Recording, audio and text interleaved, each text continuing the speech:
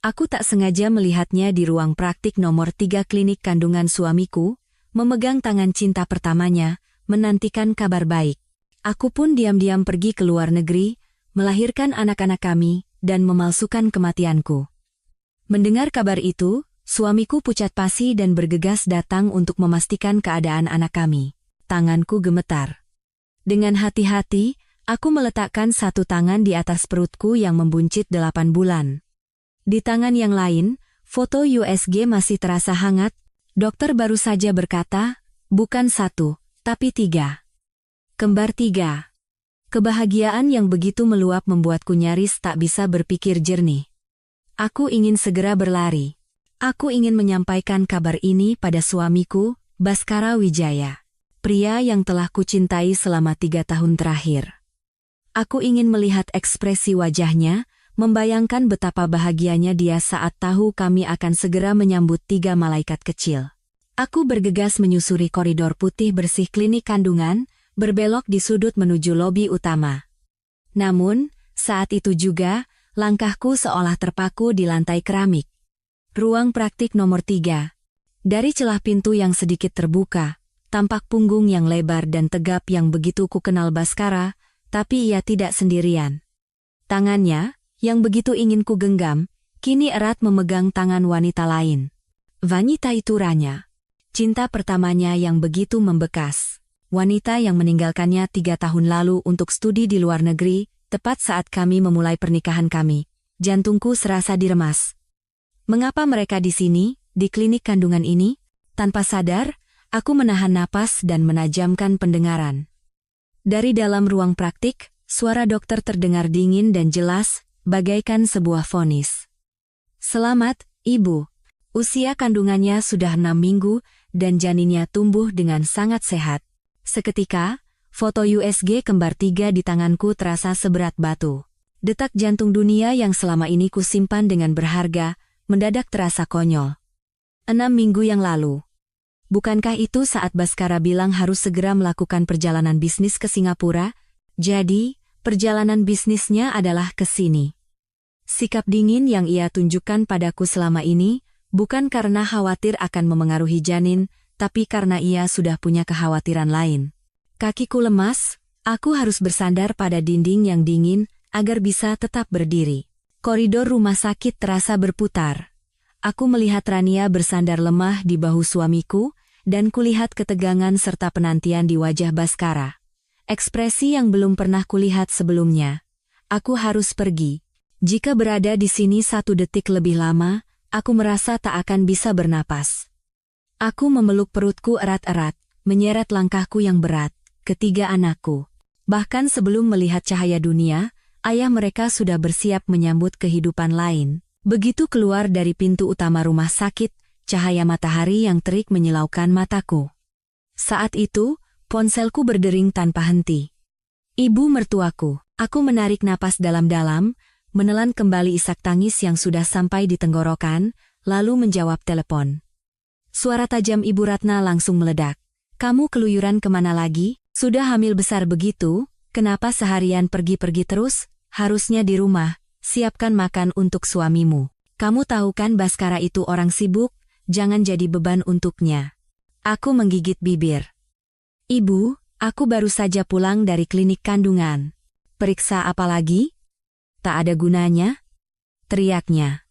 Dengar ya, kamu itu harusnya sadar diri. Kamu tahu kan Rania sudah pulang? Dia itu cantik, pintar, punya karier. Beda dengan orang yang cuma bisa menumpang hidup. Orang itu harusnya bertemu dengan yang setara. Dasar perempuan tidak tahu asal-usul. Ia tidak menyelesaikan kalimatnya, tetapi penghinaan dalam suaranya lebih tajam dari ribuan caci maki. Setara. Selama 3 tahun, aku tak pernah dianggap pantas untuk putranya. Jaga baik-baik kandunganmu itu. Cuma itu satu-satunya nilaimu. Tut, tut, tut. Ibu mertuaku menutup telepon. Aku berdiri termangu di tengah keramaian. Air mata menggenang. Satu-satunya nilaiku. Ternyata di mata mereka, aku dan ketiga anak dalam kandunganku hanyalah alat untuk melanjutkan garis keturunan keluarga Wijaya. Aku tak ingat bagaimana aku bisa kembali ke rumah mewah yang dingin itu. Aku duduk di sofa ruang tamu yang luas tanpa menyalakan lampu. Kegelapan menyelimutiku, sama seperti masa depanku yang suram. Aku terus menunggu tanpa tujuan. Pintu baru terbuka lewat tengah malam. Baskara pulang. Bahkan sebelum ia masuk, aroma parfum manis yang asing dan memuakkan menusuk hidungku. Bukan aromaku. Bukan juga parfum yang biasa ia pakai. Itu aroma Rania. Ia menyalakan lampu, sedikit terkejut melihatku duduk di sana, tapi wajahnya segera kembali dingin tanpa ekspresi seperti biasa. Kenapa belum tidur? Ia melempar jasnya sembarangan ke sofa, bahkan tanpa menatapku. Bagaimana hasil pemeriksaannya? Tanyanya acuh tak acuh, matanya masih terpaku pada tablet di tangannya. Dokter bilang, tenggorokanku tercekat. Aku ingin berteriak. Aku ingin bertanya tentang ruang praktik nomor 3, tentang janin berusia 6 minggu. Aku ingin melemparkan foto USG kembar 3 ini ke wajahnya. Tapi ia memotong ucapanku. Aku lelah. Ia memijat pelipisnya. Kamu juga istirahat saja. Begadang tidak baik untuk bayi. Setelah berkata begitu, ia langsung naik ke ruang kerjanya di lantai atas dan menutup pintu dengan keras. Tidak baik untuk bayi. Menjijikan ia masih menyebut tentang bayi. Apa dia benar-benar bekerja, atau sibuk menghibur wanita itu lewat pesan? Aku berdiri menatap punggungnya yang menghilang di balik pintu. 3 tahun pernikahan. Aku sudah terbiasa dengan sikap dinginnya. Tapi sikap dingin hari ini terasa penuh pengkhianatan, kekejaman, dan kotor. Keesokan paginya, aku bangun dengan mata bengkak. Asisten rumah tangga memberitahu ada tamu. Dengan lunglai aku turun ke bawah. Ibu Ratna duduk dengan angkuh di sofa, dan di sampingnya ada Rania. Ibu mertuaku menarik Rania mendekat, tertawa senang. Lihat, Rania datang menemuimu. Padahal dia pasti lelah baru pulang dari luar negeri, tapi masih menyempatkan diri datang. Kirana, tolong buatkan teh untuk Rania. Teh premium dari kebun teh yang ayah bawa tempo hari, ya? Katanya, seolah Rania adalah nyonya rumah di sini. Aku mengepalkan tangan, berusaha menjaga ketenangan. Maaf, Bu, saya sedang hamil. Perut terasa kencang kalau membungkuk. Biar saya minta tolong asisten rumah tangga saja. Ibu Ratna menatapku tajam. Membuat teh saja tidak bisa, benar-benar tidak berguna, gumamnya sambil berjalan ke dapur. Kini di ruang tamu hanya ada aku dan Rania. Ia menatapku dengan senyum provokatif. Wajahnya yang tadi terlihat lemah dan lelah kini sirna, digantikan sorot mata seorang pemenang. Kak Kirana, ia membuka suara. Suaranya semanis madu, tapi setiap katanya setajam pisau. Aku datang untuk mengambil kembali apa yang memang seharusnya menjadi milikku. Tanganku yang berada di atas perut gemetar. Aku menatapnya, berusaha menjaga suaraku setenang mungkin. Apa maksudmu? Kakak tidak mengerti? Rania tertawa sinis. Ia bangkit dan berjalan mengitariku, memandangi perutku yang buncit delahan bulan seolah itu barang dagangan. Kakak pikir bisa mengikat Mas Baskara dengan anak ini? Biar ku beritahu. Ia mendekat dan berbisik di telingaku. Mas Baskara bilang padaku, dia hanya punya rasa tanggung jawab pada anak di perut kakak. Tapi cintanya, hatinya, semuanya milikku. Tanggung jawab. 2 kata itu menghantam dadaku seperti palu godam. Kakak juga harus tahu posisimu, katanya sambil mundur selangkah dengan senyum cerah. Tepat saat itu, kontraksi hebat melanda perut bagian bawahku. Rasa sakit membuatku harus mencengkeram lengan sofa, keringat dingin mengalir di punggungku. Sakitnya membuatku sulit bernapas. Melihat keadaanku yang menyedihkan, Rania hanya tersenyum mengejek. Baru begini saja, sudah kesakitan? Perjalanan kakak masih panjang. Aku menggigit bibir hingga nyaris berdarah, menatap tajam wanita yang tersenyum penuh kemenangan di depanku. Aku menunduk menatap perutku yang mengeras karena sakit. Ketiga anakku. Mereka bahkan belum lahir. Aku tidak boleh tumbang sekarang. Baru setelah pintu dibanting tertutup dan ibu mertuaku serta Rania pergi, aku akhirnya ambruk. Aku memeluk perutku. Rasa sakit fisik ini tak ada apa-apanya dibandingkan rasa sakit hatiku yang terkoyak, 3 tahun. 3 tahun hidup sebagai istri dari pria yang dingin. Selama ini aku membohongi diriku sendiri, berpikir bahwa jika aku patuh, jika aku memberinya seorang anak, segalanya akan berubah. Kukira cintaku cukup besar untuk melelehkan hatinya yang beku. Tapi aku salah. Aku bukan orang yang ia cintai. Aku hanyalah alat penerus keturunan, mesin persalinan untuk memenuhi tanggung jawabnya pada keluarga. Cinta dan hormatku pada Baskara kini berubah menjadi rasa sakit dan benci yang meresap hingga ke tulang. Kata-kata Rania, tatapan menghina Ibu Ratna. Semua itu menjadi api yang membakar habis semua ilusiku, menyisakan amarah yang membara di atas abu. Tidak, aku tidak bisa terus hidup seperti ini. Ketiga anakku, mereka tidak pantas lahir di keluarga di mana ibunya direndahkan dan ayahnya berselingkuh. Mereka pantas mendapatkan kehidupan yang lebih baik, dan ibu yang kuat untuk melindungi mereka. Dengan tangan gemetar, aku meraih ponsel dan menekan nomor yang kukenal. Di seberang sana, telepon diangkat nyaris seketika. Terdengar suara yang hangat dan khawatir. "Kirana, kamu baik-baik saja?" Itu Dimas. Sahabat terbaikku sejak kuliah, sekarang seorang pengacara ternama. Mendengar suaranya, dinding kokoh yang kupaksa bangun seketika runtuh. Aku mulai terisak-isak, tenggorokanku tercekat hingga tak bisa bicara dengan benar. "Dimas, aku tidak tahan lagi." Dimas mendengarkan dengan tenang sampai aku selesai menceritakan semuanya dengan suara serak, mulai dari kejadian di klinik kandungan hingga drama yang dipertontonkan ibu mertua dan Rania pagi ini. Setelah aku selesai, hanya terdengar helaan napas berat dari seberang sana. Aku tahu ia sudah pernah memperingatkanku tentang pernikahan ini. 3 tahun lalu, saat aku memutuskan menikah dengan Baskara, Dimas adalah satu-satunya yang menentang. "Aku akan bercerai," suaraku kini dingin, tak ada lagi kehangatan dari kelemahan. "Tapi sebelumnya, aku akan membuat Baskara dan seluruh keluarganya membayar." Aku berhenti sejenak. Bisakah kamu membantuku? "Apapun yang kamu mau," suara Dimas tegas. "Aku akan bantu. Katakan apa yang ingin kamu lakukan." Aku menarik napas dalam-dalam, membiarkan udara dingin meresap ke paru-paruku. Aku ingin menghilang. Aku akan memalsukan kematianku saat melahirkan, lalu membawa anak-anakku ke luar negeri secara diam-diam. Aku berhenti sejenak, teringat sebuah klausul dalam perjanjian pranikah kami, klausul yang Dimas sarankan untuk kutambahkan, dan aku akan mengambil 5% saham grup Wijaya. Hening sejenak di seberang sana. Aku bisa mendengar Dimas menarik napas panjang. "Kamu yakin? Rencana ini sangat berisiko." "Aku yakin," jawabku tanpa keraguan sedikit pun. Mereka yang mendorongku ke tepi jurang. Sekarang giliranku untuk menyelamatkan diriku dan anak-anakku. Aku tidak punya apa-apa lagi untuk dipertaruhkan, Dimas. "Baiklah," kata Dimas.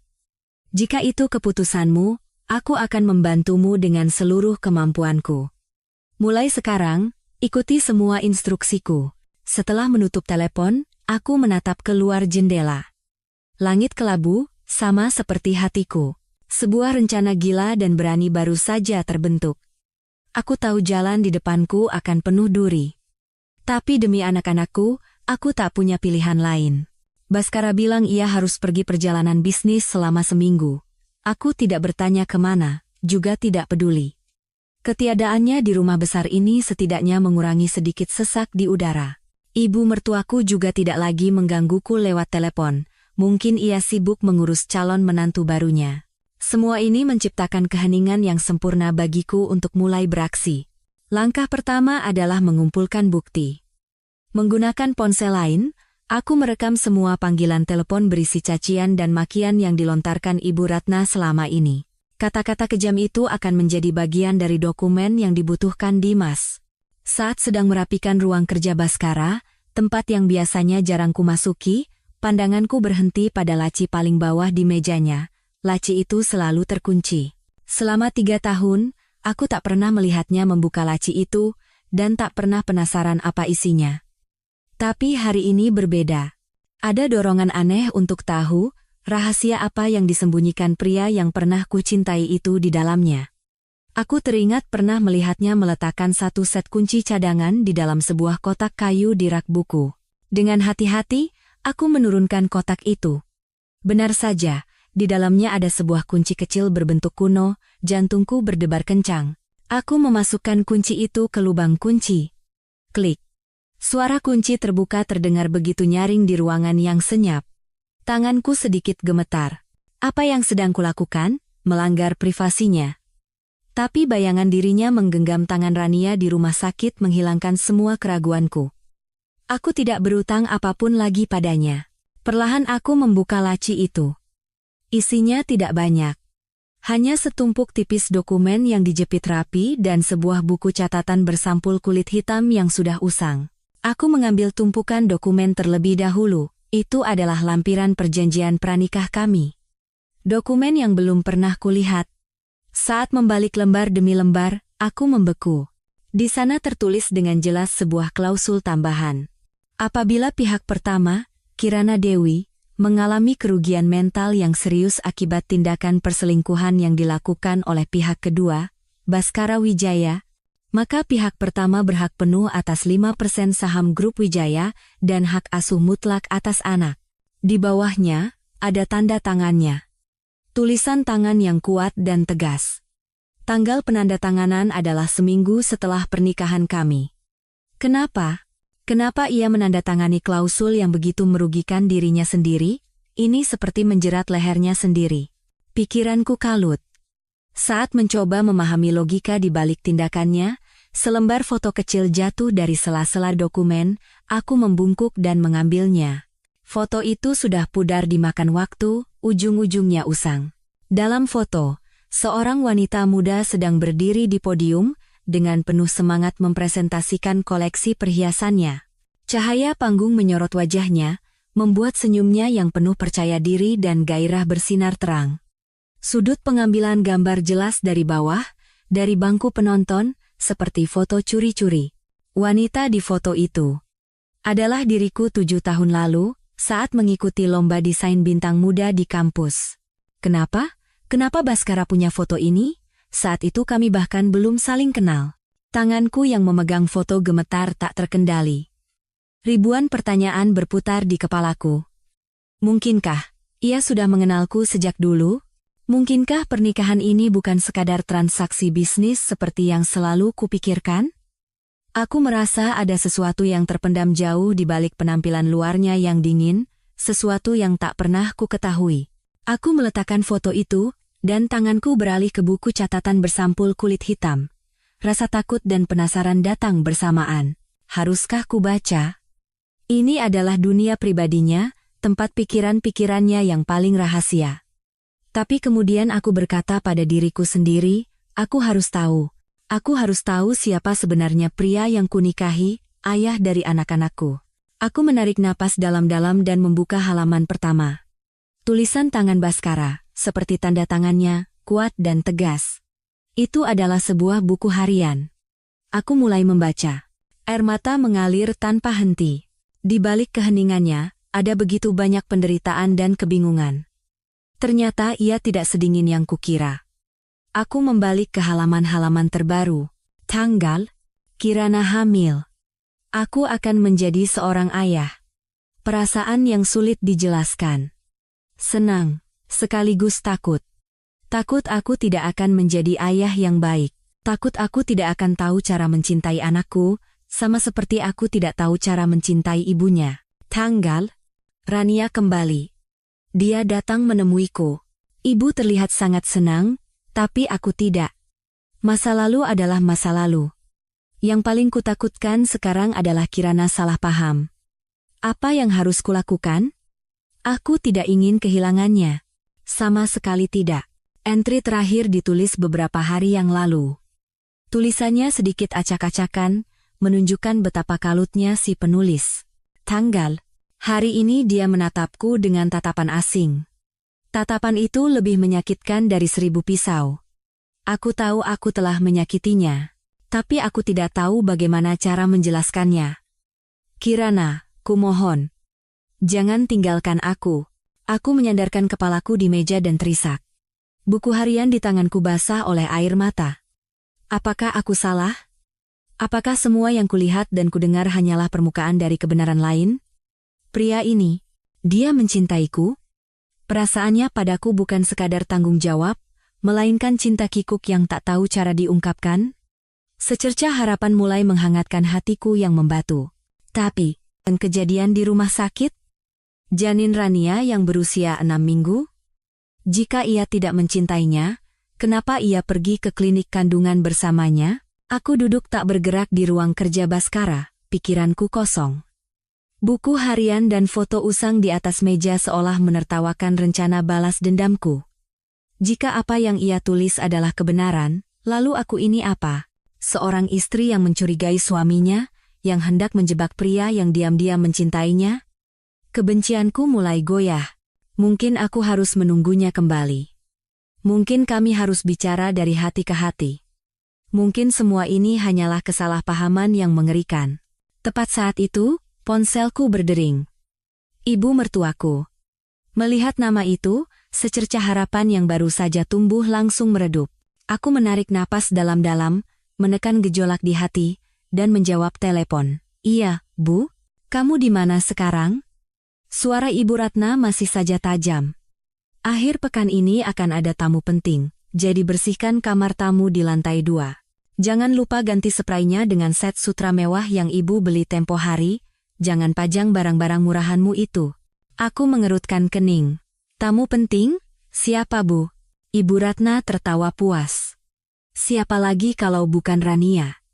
Dia kan baru pulang, belum terbiasa dengan rumahnya, jadi ibu suruh dia menginap di sini beberapa hari. Sekalian jadi teman ngobrol, bagus kan? Baskara juga sudah setuju. Dia kan calon menantuku juga, jadi kamu harus bersikap sopan. Telingaku berdengung. Baskara setuju? Dia setuju Rania masuk ke rumah kami? Ke rumah ini? Tapi, Bu, saya sedang hamil. Agak sulit untuk naik-naik atau bersih-bersih. Aku mencoba beralasan. Sulit sedikit ya harus dilakukan. Teriak Ibu Ratna. Baru hamil saja sudah manja. Dengar ya, yang penting itu darah Wijaya di perutmu, bukan dirimu. Jangan sok penting, bersihkan saja yang bersih. Jangan sampai Rania melihat dan menertawakanmu. Dengan nada seolah memberi anugerah, ia menambahkan, lagi pula, rumah ini akan segera punya nyonya baru. Sebaiknya kamu mulai berkemas dari sekarang. Sebelum diusir paksa. Klik. Ia menutup telepon. Aku berdiri terpaku. Ponsel di tanganku terasa sedingin es. Buku harian. Foto usang. Pengakuan cinta yang canggung. Semua itu seketika menjadi tak berarti. Apapun yang ia tulis, apapun yang ia rasakan, tindakannya sudah menunjukkan segalanya. Ia membiarkan ibunya menghinaku. Ia mengizinkan wanita lain masuk ke rumah kami. Semuanya adalah tipuan. Mungkin buku harian itu pun bagian dari sandiwara, sebuah perangkap untuk menahanku agar patuh melahirkan anaknya. Amarah dan kekecewaan berkobar tak terkendali, cukup kuat untuk membakar habis semua kebingungan dan keraguan dalam diriku. Aku mengangkat telepon dan menekan nomor Dimas. Dimas, suaraku sedingin es, tanpa emosi. Rencananya tetap berjalan. Tidak ada yang berubah. Di seberang sana, Dimas menjawab singkat dan penuh percaya, mengerti. 2 hari kemudian, Baskara kembali. Ia tidak menjelaskan apapun tentang perjalanan bisnisnya, hanya mengatakan malam ini seluruh keluarga akan makan malam bersama. Aku tidak tahu keluarga yang ia maksud mencakup siapa saja. Rasa cemas yang samar menyelinap di hatiku, tapi aku mengangguk. Aku ingin lihat, sandiwara apalagi yang ingin ia dan ibunya pertontonkan. Makan malam disajikan di atas meja kayu yang mewah. Udara di ruang makan terasa sesak. Ayah mertuaku duduk di kepala meja, seperti biasa dengan wajah tegas, jarang ikut campur urusan anak-anaknya. Ibu Ratna di sampingnya tak bisa menyembunyikan ekspresi puas. Dan di seberangku, duduk Rania. Ia mengenakan gaun sutra berwarna hijau giok dengan riasan tipis, tampak anggun bak bidadari. Baskara duduk di antara aku dan dia, diam seperti patung. Ayo, semua makan, Ibu Ratna memecah keheningan. Hari ini Rania khusus masuk dapur dan memasak beberapa hidangan andalannya. Sudah cantik, pintar masak pula. Beruntung sekali Baskaraku ini. Sambil berkata begitu, ia mengambil sepotong rendang yang mengkilap dan meletakkannya di piring Baskara. Ia hanya mengangguk kecil tanpa berkata apa-apa. Selama makan, Ibu Ratna tak henti-hentinya bercerita tentang prestasi Rania saat studi di luar negeri, tentang betapa banyak pria yang mengejarnya tapi ia hanya memandang Baskara. Setiap katanya bagai jarum yang menusuk jantungku. Aku hanya diam menunduk, makan nasi, berusaha agar emosiku tak terlihat di wajah. Tapi jelas sekali, kehadiranku di meja makan ini tidak diperlukan. Tepat saat itu, Rania berdiri sambil mengangkat gelas anggur merahnya.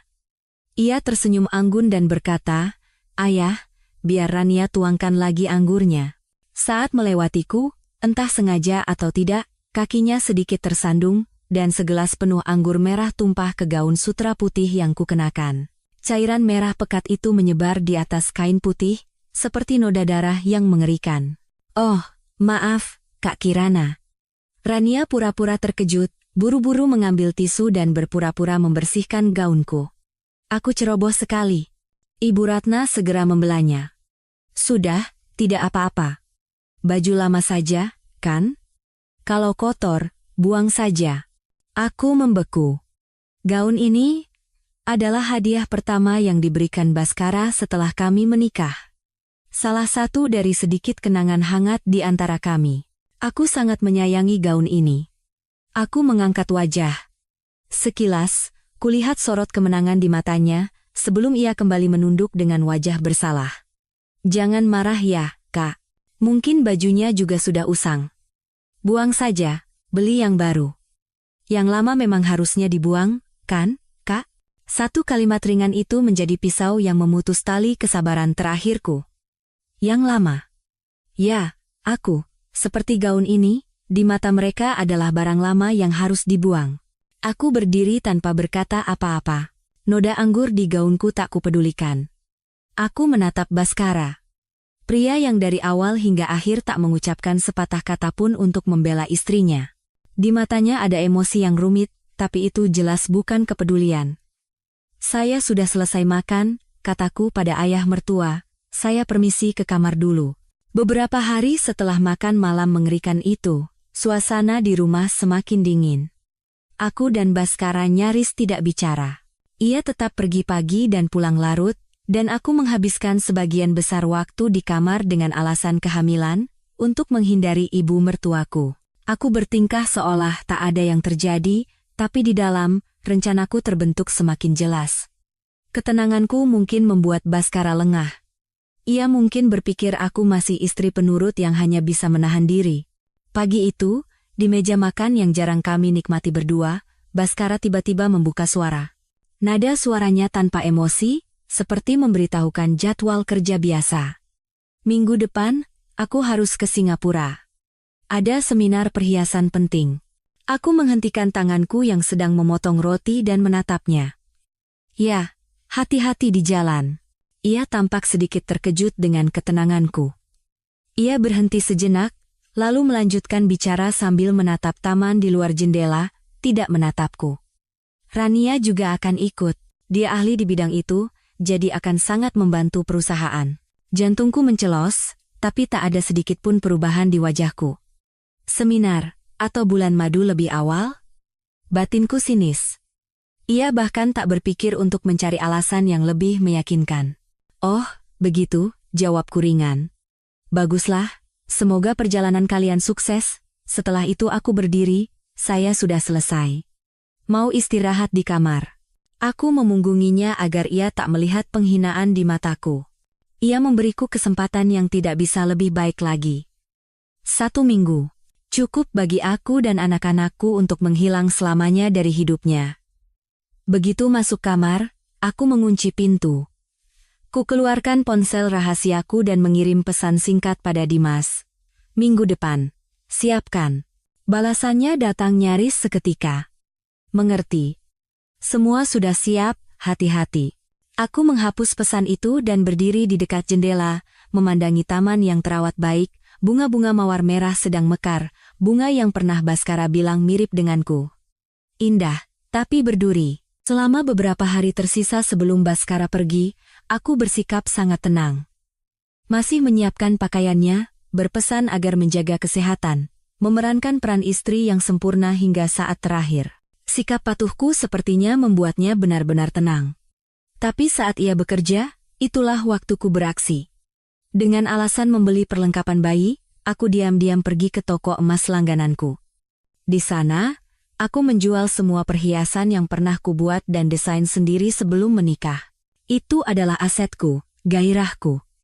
Jumlahnya tidak fantastis, sekitar 650 juta rupiah. Tapi itu adalah uangku, kebebasanku. Menggenggam uang itu, aku merasa seperti memegang masa depan ketiga anakku. Sore harinya, aku bertemu Dimas secara rahasia di sebuah kafe kecil yang tersembunyi di gang sempit. Ia membawa sebuah koper. Wajah Dimas tampak sedikit lelah, tapi sorot matanya sangat tegas. Ia mendorong koper itu ke arahku. Semua ada di sini. Aku membukanya. Di dalamnya ada setumpuk dokumen. Paspor baru dengan nama yang sama sekali berbeda, Amelia Sari. Akta kelahiran untuk ketiga anakku dengan kolom ayah yang kosong, tiket pesawat kelas bisnis ke Swiss. Serta kunci dan surat sewa sebuah penthouse di Zurich yang sewanya sudah dibayar untuk 1 tahun. Kamu benar-benar yakin, Kirana? Dimas bertanya sekali lagi, suaranya berat. Sekali kamu pergi, kamu tidak akan bisa kembali. Aku menatap matanya lekat-lekat dan mengangguk tegas. Aku tidak punya jalan untuk kembali, Dimas. Dimas menghela napas, lalu berpesan dengan perlahan. Aku sudah menempatkan orang di sebuah klinik bersalin swasta milik kenalanku. Kalau sudah ada tanda-tanda melahirkan, kamu harus ke sana. Orang itu yang akan mengurus semuanya. Membuat catatan palsu seolah kamu mengalami persalinan sulit, lalu mengeluarkan 2 anak laki-lakimu yang sehat lebih dulu lewat jalur lain. Untuk menghindari kecurigaan, kamu dan anak perempuanmu akan tinggal beberapa hari lagi di rumah sakit sebelum dilahirkan kembali dengan nama lain. Semua jejak tentang Kirana Dewi akan dihapus bersih. Aku mendengarkan dengan jantung berdebar. Rencananya begitu rapi dan sempurna, tapi juga sangat berbahaya. Terima kasih, Dimas, suaraku tercekat. Aku tidak tahu bagaimana harus membalas budimu. Dimas hanya tersenyum sedih. Tidak ada utang di antara kita. Asal kamu dan anak-anak selamat, itu sudah cukup. Malam itu setelah pulang, aku mulai berkemas.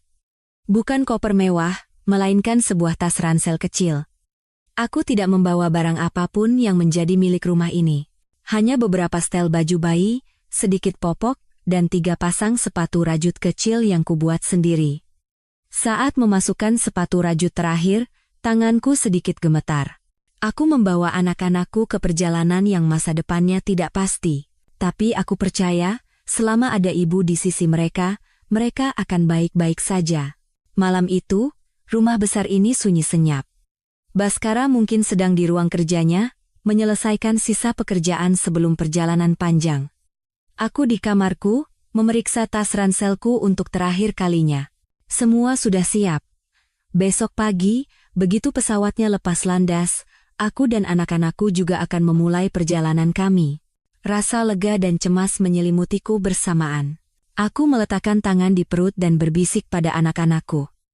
Sayang-sayangku. Sebentar lagi kita akan memulai hidup baru. Tepat saat itu, rasa sakit yang tajam dan menusuk tiba-tiba muncul dari perut bagian bawahku. Aku terkejut, berpegangan pada ujung tempat tidur untuk menahan diri. Ini pasti kontraksi palsu, batinku menenangkan diri. Dokter bilang ini sering terjadi di bulan-bulan terakhir. Tapi rasa sakit lain datang. Lebih kuat, lebih hebat. Lalu aku merasakan cairan hangat mengalir di antara kakiku. Aku menunduk dan membeku, ketubanku pecah. Tidak mungkin. Masih ada hampir sebulan lagi, sampai hari perkiraan lahir. Kenapa? Kenapa harus sekarang? Rencana sempurnaku, yang sudah kuperhitungkan sampai detail terkecil, runtuh dalam sekejap seperti istana pasir yang disapu ombak. Semuanya seharusnya terjadi setelah Baskara pergi. Sekarang, ia masih di rumah. Jika ia tahu, semuanya akan berakhir. Rasa sakit semakin menjadi-jadi. Aku terduduk di lantai, keringat bercucuran. Aku menggigit bibir, berusaha tidak mengeluarkan suara rintihan sedikit pun. Apa yang harus kulakukan? Menelepon Dimas? Tapi bagaimana ia bisa masuk ke sini? Menelepon ambulans? Rumah sakit pasti akan langsung menghubungi Baskara. Dalam kepanikan yang luar biasa, aku merangkak ke arah tas, mencoba mengambil ponsel rahasiaku. Jari-jariku gemetar, sulit sekali menekan nomor Dimas. Dimas. Aku terengah-engah dengan suara parau karena sakit. Tolong aku. Kirana? Ada apa?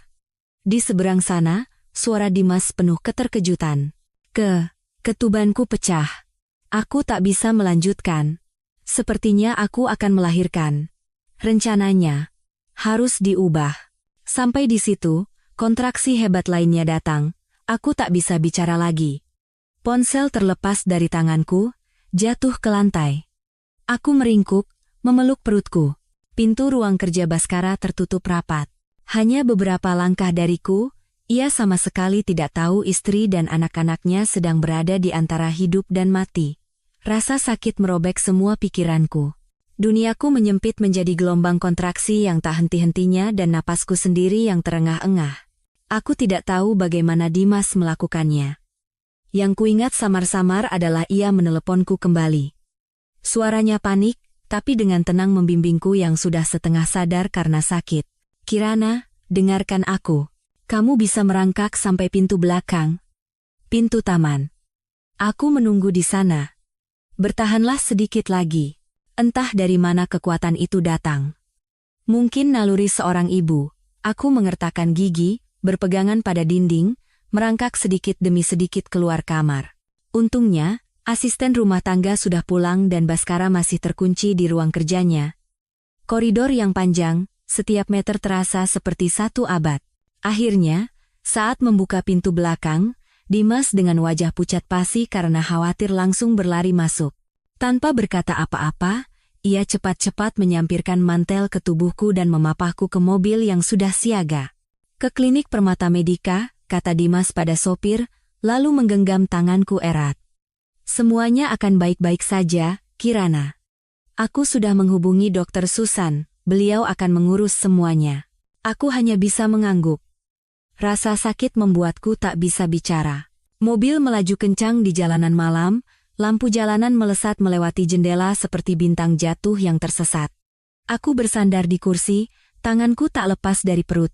Anak-anakku, kalian harus kuat. Maafkan ibu. Maaf tidak bisa memberikan kalian awal yang utuh. Tapi ibu janji akan melindungi kalian seumur hidup. Klinik Permata Medika kecil dan tenang. Tidak seramai rumah sakit umum. Dokter Susan, seorang wanita parubaya dengan tatapan lembut, sudah menunggu di depan pintu. Ia adalah teman lama Dimas. Melihat kondisiku, ia tidak banyak bertanya dan segera memberi isyarat pada perawat untuk membawaku ke ruang bersalin. Kelahiran prematur, kembar 3. Ibu dalam kondisi kelelahan dan tidak stabil secara mental. Itu adalah perjuangan yang sesungguhnya. Aku merasa seperti tenggelam ke dalam jurang tak berujung. Gelombang kontraksi bertubi-tubi menguras sisa tenagaku. Ada saat di mana aku ingin menyerah, tapi kemudian, tangisan pertama yang mungil pecah. Lalu yang kedua. Akhirnya, tangisan ketiga.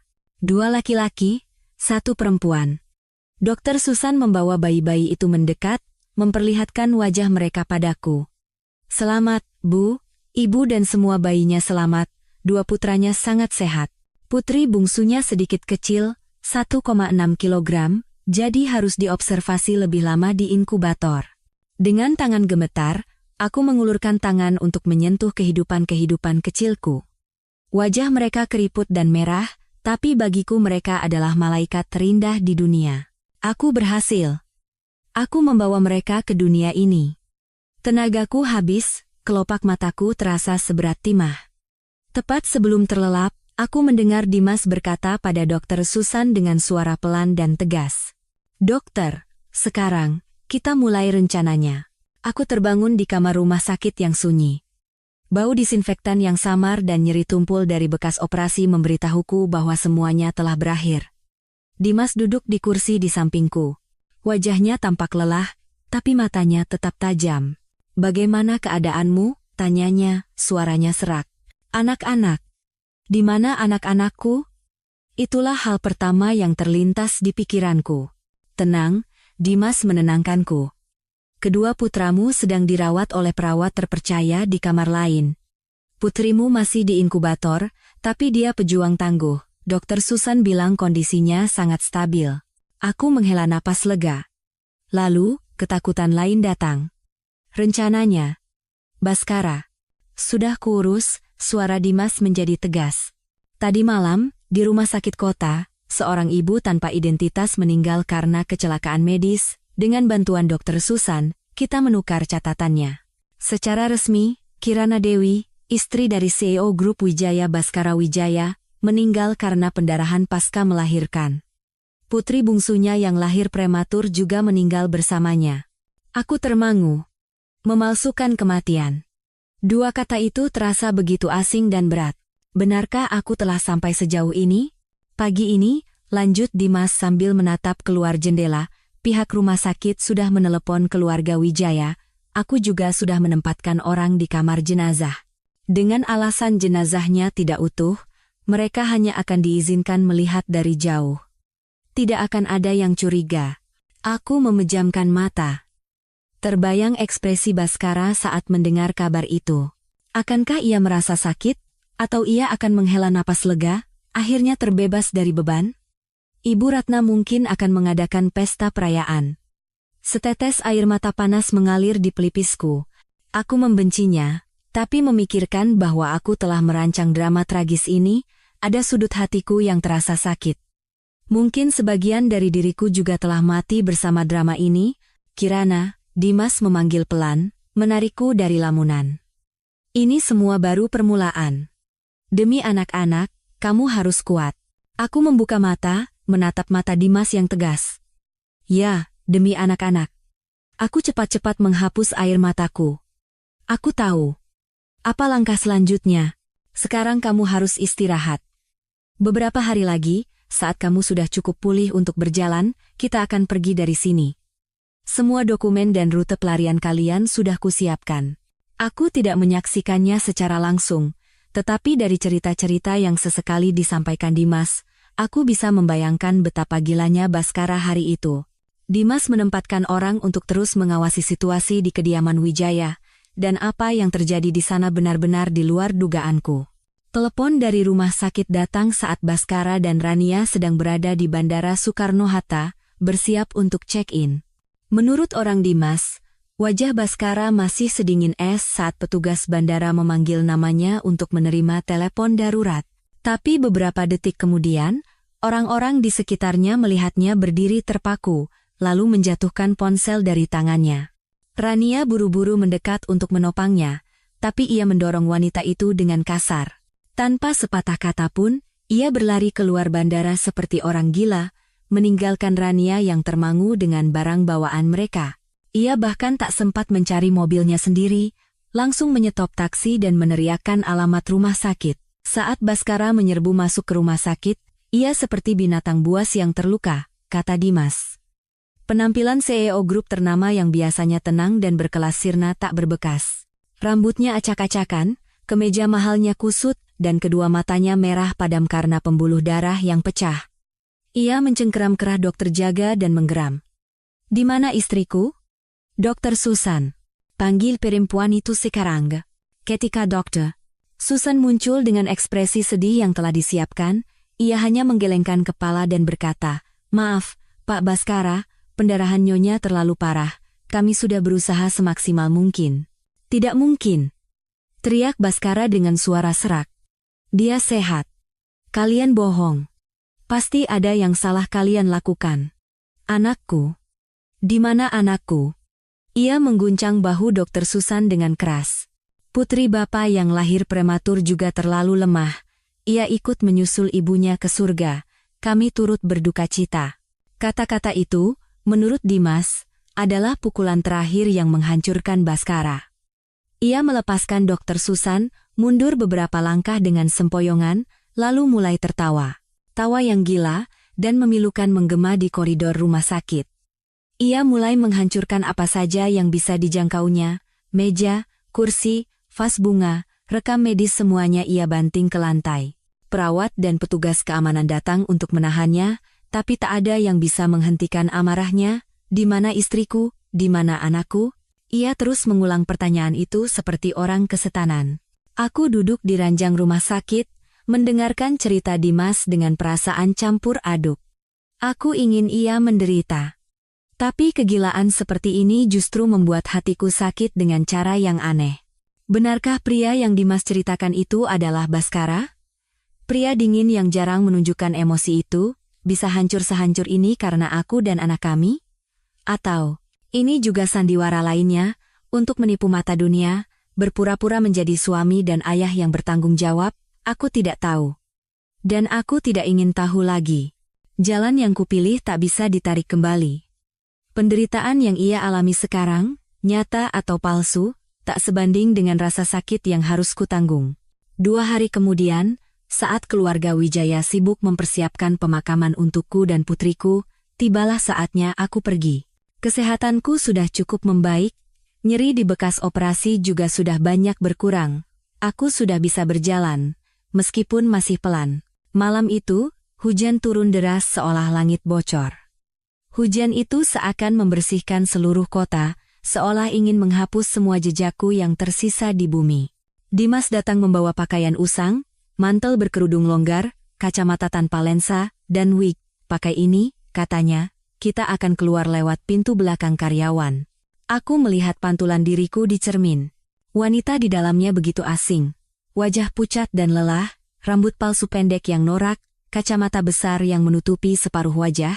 Kirana Dewi benar-benar telah mati. Kini yang tersisa hanyalah Amelia Sari, seorang ibu tunggal yang melarikan diri. Sebelum pergi, aku sempat bertemu kedua putraku untuk terakhir kalinya. Perawat yang baik hati membawa mereka. Melihat 2 wajah tertidur yang begitu mirip Baskara, hatiku terasa pedih. Aku bahkan belum sempat memeluk mereka sepuasnya, belum sempat menyusui mereka untuk pertama kali. Maafkan ibu, sayang, bisikku sambil mencium kening mungil mereka. Jadilah anak baik. Ibu janji, kita akan segera bertemu lagi. Air mata kembali mengalir, tapi kali ini aku tidak menangis terseduh-seduh. Perawat membawa kedua anakku pergi lebih dulu. Mereka akan dipindahkan ke tempat aman milik gereja untuk menungguku.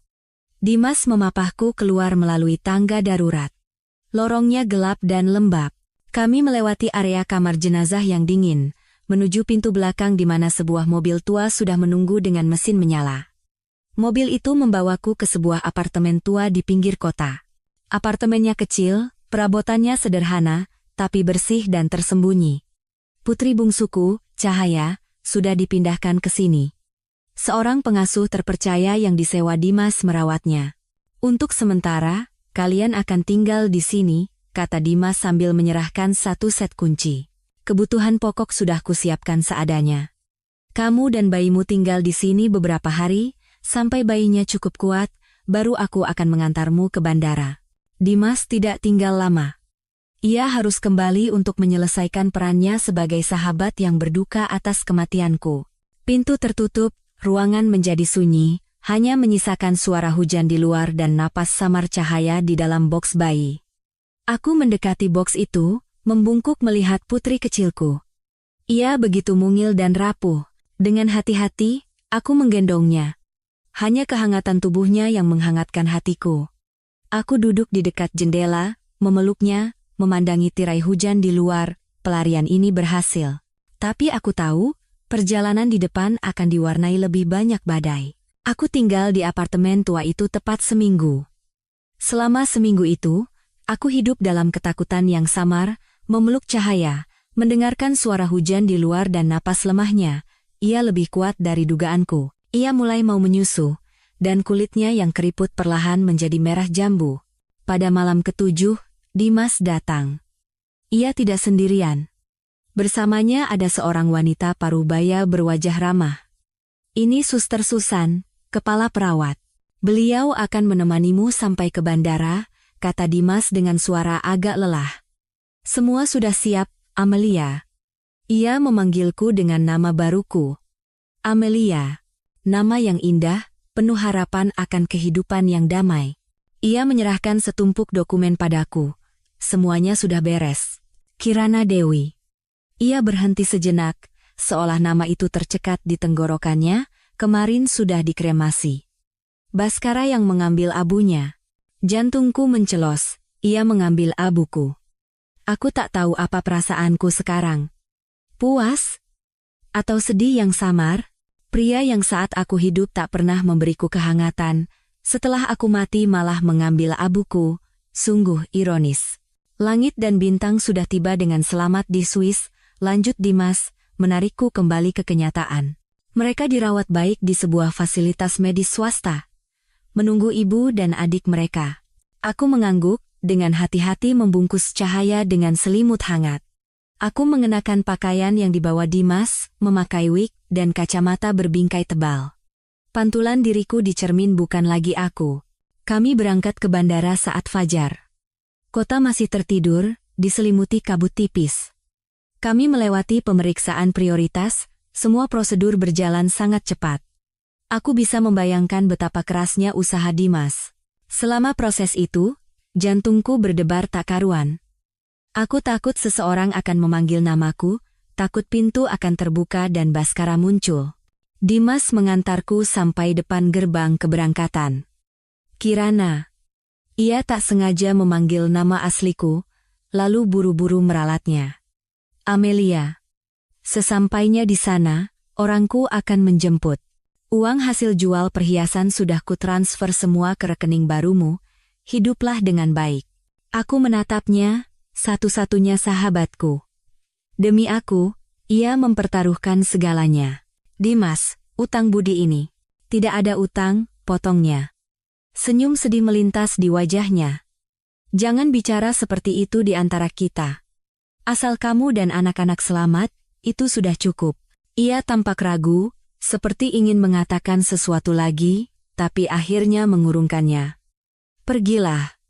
Jangan menoleh ke belakang. Aku memeluk Cahaya erat-erat dan melangkah melewati gerbang keberangkatan, dan aku tidak menoleh ke belakang.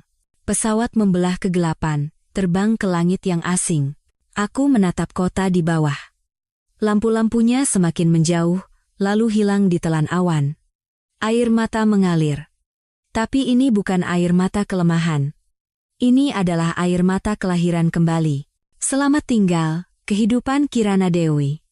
Selamat tinggal, masa lalu yang penuh sakit dan hina. Mulai sekarang, aku adalah Amelia. Aku akan hidup, untuk anak-anakku, dan untuk diriku sendiri. 5 tahun. Waktu yang cukup untuk luka berdarah menjadi bekas luka samar, untuk wanita lemah yang hanya bisa menangis berubah menjadi ibu yang tangguh. Zurich, Swiss. Hari-hari pertama di negeri asing ini bagaikan neraka. Aku tidak bisa berbahasa Jerman, tidak punya keluarga untuk bersandar. Yang kumiliki hanyalah sedikit uang dan 3 anak kecil. Langit dan bintang baik-baik saja, tapi putriku yang berharga, Cahaya, ia lahir prematur, lebih lemah dari yang lain. Suatu malam di musim dingin, saat seluruh dunia tertutup salju putih, ia demam tinggi dan kejang. Di apartemen sewaan yang dingin, aku memeluknya, merasa begitu tak berdaya dan sendirian hingga ingin menyerah, tapi aku tak bisa. Aku melihat kedua putraku yang tertidur di samping, melihat Cahaya yang bernapas dengan susah payah di pelukanku. Aku harus hidup. Aku bukan lagi Kirana Dewi, aku Amelia, dan aku seorang ibu. Dengan sisa uang yang ada, aku mendaftar kursus intensif bahasa Jerman dan kelas lanjutan desain perhiasan. Siang hari, ketiga anakku kutitipkan di penitipan anak. Aku belajar gila-gilaan seperti spons, mencoba menyerap semua pengetahuan. Malam harinya, aku mengambil pekerjaan sampingan membuat perhiasan di rumah, bekerja hingga subuh setelah anak-anak tidur. Bakat dan kerja kerasku membuahkan hasil. Mulai dari pesanan kecil, perlahan aku mulai mendapat pesanan besar. Perlahan, aku membangun merekku sendiri, Amelia Jewelry. 5 tahun kemudian, aku tidak lagi tinggal di apartemen sewaan yang sempit. Aku membeli sebuah rumah kecil yang cantik dengan balkon yang menghadap ke danau Zurich yang biru. Anak-anakku kini berusia 6 tahun, putra sulungku, Langit, semakin besar semakin mirip Baskara. Ia pendiam dan tidak banyak bicara, tapi sangat dewasa, selalu bertindak sebagai kakak tertua dan menjaga kedua adiknya. Bintang kebalikannya. Ia jahil, aktif, dan mulutnya tak pernah berhenti bicara, menjadi pelawak di rumah. Dan Cahaya, fisiknya sedikit lebih lemah dari kedua kakaknya, tapi ia sangat cerdas dan peka. Kehidupan kami berempat penuh perjuangan, tapi juga tawa. Kecuali satu kekosongan. Satu pertanyaan yang selalu kutakuti untuk kuhadapi. Suatu malam, saat aku sedang menyelimuti anak-anak, Bintang tiba-tiba bertanya. Mama, tadi di sekolah Lukas pamer tentang ayahnya. Terus dia tanya, kenapa aku nggak pernah cerita tentang ayah? Ayah kita di mana, Ma? Langit yang terbaring diam juga membuka matanya lebar-lebar menatapku. Cahaya pun mengangkat wajahnya dengan tatapan polos. Jantungku serasa diremas. Selama 5 tahun ini, aku takut hari ini akan datang. Apa yang harus kukatakan? Bahwa ayah kalian masih hidup, tapi meninggalkan kalian bahkan sebelum kalian terbentuk? Bahwa ayah kalian hidup bahagia dengan wanita lain, dan kalian adalah kesalahan yang harus dilupakan? Haruskah kutanamkan fakta kejam itu ke dalam jiwa-jiwa polos mereka? Tidak, aku tidak bisa. Aku menarik napas dalam-dalam, menelan kembali air mataku. Aku memeluk ketiga anakku dan dengan senyum getir, aku mengarang kebohongan terindah yang bisa kupikirkan. Sayang-sayangku, suaraku tercekat. Ayah kalian adalah seorang pahlawan. Pahlawan? Tanya Cahaya dengan mata berbinar. Iya, aku mencium keningnya. Ayah adalah orang yang sangat berani. Dia meninggal dalam kecelakaan saat mencoba menyelamatkan banyak orang. Ayah sudah pergi ke surga, dan dari atas bintang sana, dia setiap hari tersenyum melihat kita berempat. Kupikir, lebih baik anak-anakku tumbuh dengan bangga pada ayah pahlawan yang telah tiada, daripada tumbuh dengan membenci ayah pengkhianat yang masih hidup. Paris yang gemerlap menyambutku dengan udara awal musim gugur yang sejuk. Aroma roti yang baru dipanggang dan parfum yang pekat memenuhi udara. Aku hadir sebagai salah satu desainer utama di Paris Jewelry Week, salah satu acara paling bergengsi di industri ini. Ini adalah lompatan besar dalam karirku.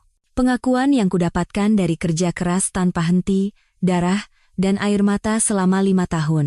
Malam ini adalah malam penganugerahan. Aku berdiri di depan cermin, menatap pantulan diriku.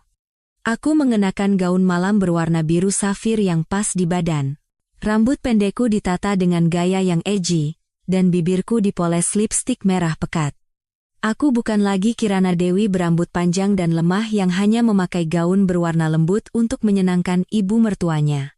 Aku adalah Amelia, percaya diri, mandiri, dan sedikit tajam. Nama koleksiku adalah Kebangkitan Sang Phoenix. Itu adalah kisah hidupku. Seekor phoenix yang terbakar habis dalam api pengkhianatan dan keputusasaan, yang dikira telah mati, bangkit kembali dari abu, lebih megah dan kuat dari sebelumnya. Dan namaku dipanggil. Penghargaan paling bergengsi tahun ini, Innovative Designer of the Year, diberikan kepada desainer Amelia Sari untuk koleksinya, Kebangkitan Sang Phoenix. Seluruh hadirin bergemuruh dalam tepuk tangan. Kilatan lampu kamera menyilaukan mataku. Dengan jantung berdebar, aku naik ke atas panggung. Menerima piala dari tangan ketua panitia, aku tersenyum dan memulai pidato penerimaanku dalam bahasa Pransis yang fasih, yang telah kupelajari dengan susah payah. Aku berterima kasih pada panitia, pada rekan-rekanku yang telah percaya padaku. Dan terakhir, aku menatap lurus ke lensa kamera, dan dengan suara bergetar karena emosi, aku berkata, dan penghargaan ini ingin saya persembahkan untuk 3 alasan hidup saya. Untuk malaikat-malaikat kecil saya yang sedang menunggu di Zurich, langit, bintang, dan cahaya. Kalian yang memberiku kekuatan untuk lahir kembali dari abu ini. Setelah acara, di pesta perayaan, banyak orang mendekat untuk berjabat tangan dan bertukar kartu nama. Aku memasang senyum sosial, menolak rayuan dengan sopan. Aku berdiri sendirian di dekat jendela kaca besar, mengangkat gelas sampanye, memandangi gemerlap lampu Menara Eiffel. Aku baru saja mengirim foto pialaku pada anak-anak dan memeriksa pesan. Tiba-tiba, aku merasakan sebuah tatapan. Tatapan yang familiar, dingin, namun membakar seperti api yang menembus punggungku. Tatapan itu. 5 tahun berlalu, sekeras apapun aku berusaha menguburnya, aku tak bisa melupakannya. Jantungku seolah berhenti, dadaku sesak. Tidak, tidak mungkin. Pasti hanya perasaanku. Aku mencoba tenang, meyakinkan diriku itu hanya kebetulan. Ini Paris, bagaimana mungkin ia ada di sini? Tapi tatapan itu masih terpaku padaku, tak bergeser sedikit pun. Suara riuh pesta menjauh, hanya detak jantungku yang berdentum di telinga. Perlahan, sangat perlahan, aku memutar tubuhku. Dunia ini ternyata lebih sempit dari yang kukira. Tidak jauh dariku, di sudut yang remang, ia berdiri diam. Baskara. 5 tahun waktu telah mengukir beberapa garis kerutan di sudut matanya, membuatnya tampak lebih dingin dan muram. Ia terlihat lebih kurus, setelan hitam mahalnya tampak longgar di tubuhnya. Ia juga memegang gelas anggur, tapi matanya tidak menatap gelas itu, matanya menatapku. Saat mata kami bertemu, waktu berhenti, dan seluruh duniaku runtuh. Rasa sakit, benci, takut yang selama 5 tahun kupaksa kubur, meledak bersamaan, mengoyak dadaku. Dia mengenaliku. Baskara sedikit mengangkat sudut bibirnya. Senyum yang tak bisa ku mengerti artinya. Ia meletakkan gelas anggurnya di meja dan mulai berjalan ke arahku. Langkah demi langkah, pelan tapi mengintimidasi. Seperti predator yang mendekati mangsa yang sudah lama hilang. Jantungku berdebar seperti jenderang, menghantam dadaku. Napasku sesak, aku ingin lari, aku ingin segera pergi dari sini. Tapi kedua kakiku seolah berakar di lantai karpet mahal ini. Tidak, batinku. Kamu tidak boleh lari. Kamu bukan lagi Kirana Dewi yang lemah dan cengeng 5 tahun lalu. Kamu adalah Amelia. Desainer pemenang penghargaan internasional. Kamu harus menghadapinya. Aku menarik napas dalam-dalam, mengatur napas, dan memaksa diriku tenang. Aku mengangkat dagu dan balas menatapnya. Aku ingin lihat apa yang akan ia lakukan. Baskara berhenti tepat di depanku. Jaraknya hanya 1 lengan.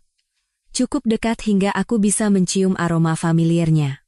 Aroma kayu yang dingin, yang pernah kupeluk di malam-malam yang sepi dan putus asa. Desainer Amelia, ia membuka suara lebih dulu, suaranya lebih dalam dan serak dari yang kuingat. Nama yang sangat bagus. Kebangkitan Sang Phoenix. Koleksi yang penuh makna. Ia sedang mengujiku. Aku mencengkeram gelas sampahnya di tanganku. Kukuku menancap di telapak tangan, tapi bibirku memasang senyum sosial yang sempurna, yang telah kulatih selama 5 tahun. Terima kasih. Maaf, Anda siapa ya? Aku pura-pura tidak kenal. Aku ingin lihat reaksinya. Secercah kekecewaan melintas di matanya, tapi hanya sesaat, segera tertutup oleh ekspresi dinginnya yang biasa. Ia mengulurkan tangannya, tangan yang panjang dan kuat. Baskara Wijaya. CEO Grup Wijaya. Senang bertemu dengan Anda. Aku tidak membalas jabatan tangannya, hanya mengangguk ringan. Senang bertemu dengan Anda, Pak Baskara. Terima kasih atas pujiannya. Kalau begitu, saya permisi. Teman saya sudah menunggu. Aku berbalik, hendak meninggalkannya. Aku tak ingin berada di dekat pria ini 1 detik pun lebih lama. Udara di sekitarnya mencekikku. Tunggu. Tiba-tiba ia meraih pergelangan tanganku. Kehangatan dari telapak tangannya menembus kain gaunku, mengalir seperti sengatan listrik yang membuatku gemetar. Aku menyentakkan tanganku dengan kasar. Amarah yang tak kututupi terpancar di mataku. Pak Baskara, tolong jaga sikap Anda. Baskara seolah tak peduli dengan perlawananku. Pandangannya terpaku pada koleksi kebangkitan Sang Phoenix yang dipajang di layar besar di belakangku. Koleksi Anda, sangat istimewa, katanya dengan suara rendah, seolah bicara pada diri sendiri. Mengingatkanku pada seseorang. Dunia ini luas dan ada jutaan desainer. Jawabku dingin. Wajar jika ada ide yang mirip, saya anggap itu sebuah kehormatan. Tidak, ia kembali menatapku. Tatapannya setajam pisau, seolah menusuk jantungku. Ide bisa mirip, tapi jiwa dalam desain tidak bisa. Cara Anda memainkan garis, cara Anda mengombinasikan emas putih dan batu, terlalu sama, dengan gaya seseorang yang kukenal. Dadaku serasa dihimpit batu. Aku berusaha menjaga suaraku setenang mungkin. Apa maksud Anda? Apakah Anda menuduh saya melakukan plagiat? Plagiat? Baskara tertawa sinis. Tidak. Dia bahkan tidak punya kesempatan untuk Anda plagiat, karena dia. Ia melangkah lebih dekat. Suaranya menjadi rendah, hanya terdengar oleh kami berdua di antara suara musik dan denting gelas. Datu Aiti sudah meninggal. Ia menatapku tanpa berkedip. Namanya Kirana Dewi.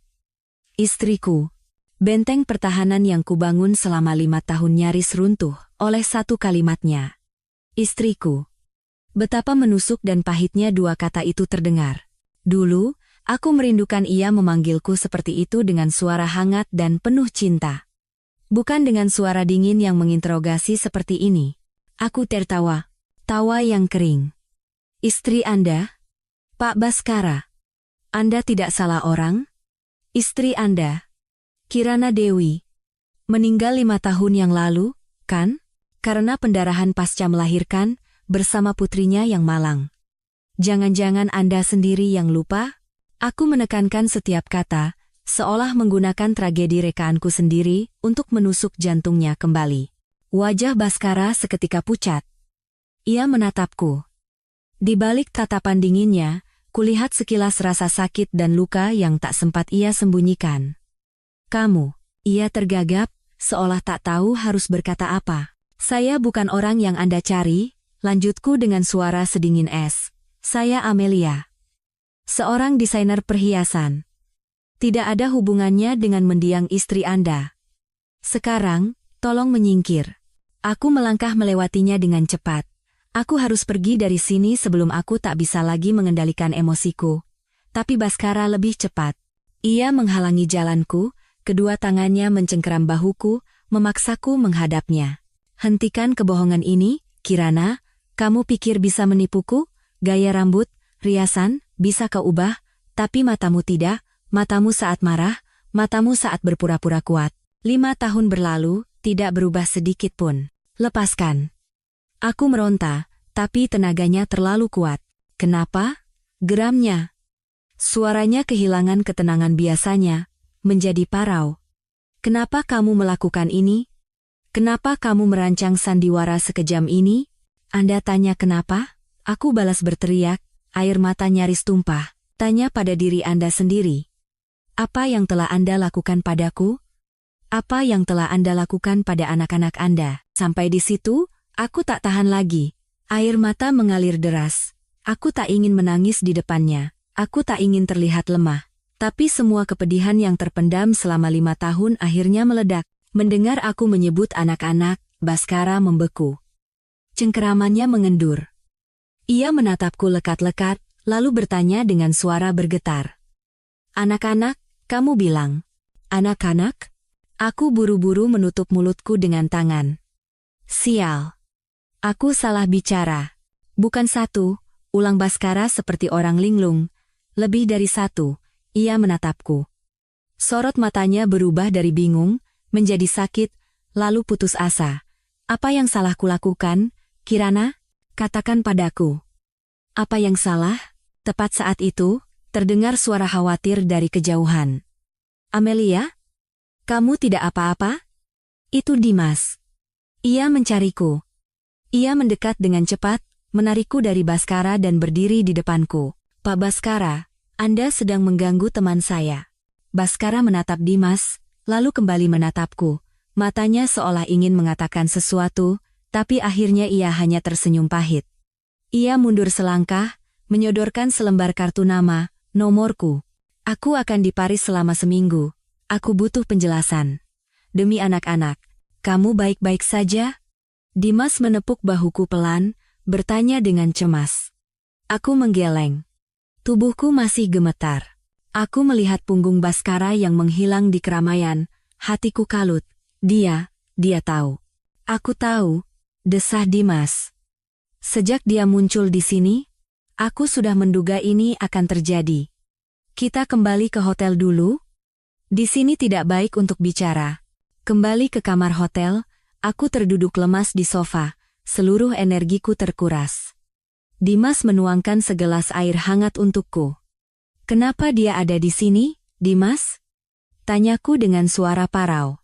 Di dunia yang seluas ini, kenapa harus di Paris? Kenapa harus hari ini? Mungkin takdir. Suara Dimas merendah. Aku sudah menyuruh orang mencari tahu. Dia datang atas undangan panitia.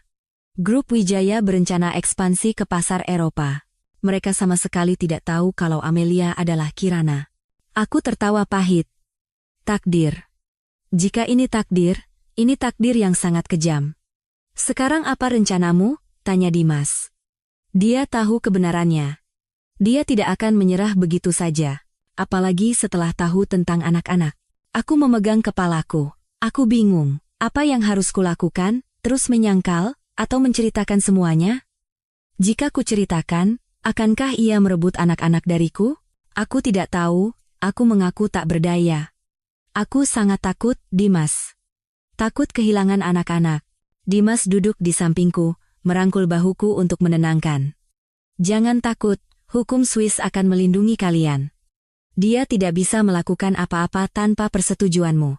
Tepat saat itu, ponselku berdering. Nomor tak dikenal. Aku tahu siapa itu. Aku ragu untuk menjawab. Angkat saja, kata Dimas. Menghindar bukan solusi. Kita harus tahu apa maunya. Aku menarik napas dalam-dalam dan menekan tombol jawab. Halo? Bisa kita bertemu? Di seberang sana, terdengar suara Baskara yang serak dan lelah. 10 menit saja. Di kafe lobi hotel, aku tidak akan melakukan apa-apa. Hanya ingin bicara. Aku diam. Tolong, Kirana, tambahnya dengan nada memohon. Demi anak-anak. 2 kata itu, anak-anak, menyentuh titik terlemahku. Baik, jawabku, 10 menit. Aku menutup telepon dan menatap Dimas. Aku harus menemuinya. Mokutmani? Aku menggeleng. Ini masalahku dengannya. Aku harus menghadapinya sendiri. Kafe itu sepi. Baskara sudah duduk menunggu di sudut. Ia sudah melepas setelannya, hanya mengenakan kemeja putih biasa, tapi terlihat jauh lebih lelah daripada di pesta. Aku duduk di seberangnya, tidak memesan minum. Anda punya 10 menit. Baskara menatapku. Matanya rumit. Ada rasa sakit, penyesalan, dan juga kemarahan. Kenapa? Tanyanya langsung. Kenapa kamu membohongiku?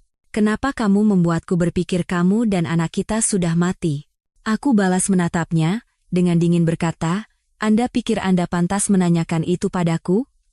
Sebelum bertanya kenapa, jawab dulu pertanyaan saya. Kenapa Anda pergi ke klinik kandungan dengan Rania? Kenapa saat istri Anda mengandung anak-anak Anda justru dengan bahagia menantikan anaknya bersama wanita itu? Wajah Baskara berubah. Ia membeku, seperti orang yang mendengar cerita yang tak bisa dipercaya. Anakku dengan Rania? Apa maksudmu? Jangan berpura-pura. Aku tak bisa lagi menahan diri, menggebrak meja. Aku mendengarnya dengan telingaku sendiri. Dokter mengucapkan selamat pada kalian berdua. Aku melihat dengan mataku sendiri. Anda menggenggam tangannya. Anda pikir aku buta? Baskara menatapku. Kebingungan di matanya tidak tampak seperti sandiwara. Kirana, kamu ada di sana? Ya, aku ada di sana. Di luar pintu ruang praktik nomor 3, mendengar semuanya. Baskara memegang kepalanya, bergumam seperti orang linglung. Ya Tuhan, jadi karena itu kamu. Ia mengangkat wajahnya menatapku. Suaranya penuh kepahitan dan keputusasaan. Kirana, kamu salah paham. Semuanya tidak seperti yang kamu pikirkan. Salah paham? Aku tertawa sinis. Buktinya sudah jelas, masih mau menyangkal. Rania tidak pernah hamil, kata Baskara tegas. Itu sandiwara. Sandiwara yang ia buat untuk menipuku. Hari itu aku ke rumah sakit untuk membongkar kebohongannya. Aku memegang tangannya untuk memperingatkannya agar berhenti bersandiwara. Aku tidak tahu. Tidak tahu kamu ada di sana melihat semuanya. Pikiranku kalut. Kata-kata Baskara seperti petir yang menyambar telingaku. Rania tidak pernah hamil. Itu sandiwara. Ia ke rumah sakit untuk membongkarnya. Tidak. Tidak mungkin. Aku bergumam, menggelengkan kepala. Bohong. Kamu bohong untuk membela diri. Aku tidak bohong, kata Baskara dengan sungguh-sungguh. Aku punya buktinya. Rekam medisnya. Rekaman percakapanku dengannya hari itu. Aku bisa menunjukkan semuanya. Kirana, aku mengaku salah. Aku terlalu dingin, tidak bisa menjaga perasaanmu. Tapi aku bersumpah, aku tidak pernah mengkhianatimu. Aku mencoba mencari jejak kebohongan di matanya. Tapi tidak ada. Yang kulihat adalah ketulusan, rasa sakit, dan penyesalan yang tak berujung. Jika perkataannya benar, lalu apa yang telah kulakukan selama 5 tahun ini? Aku memalsukan kematian, memupuk kebencian, memutus hubungan ayah dan anak.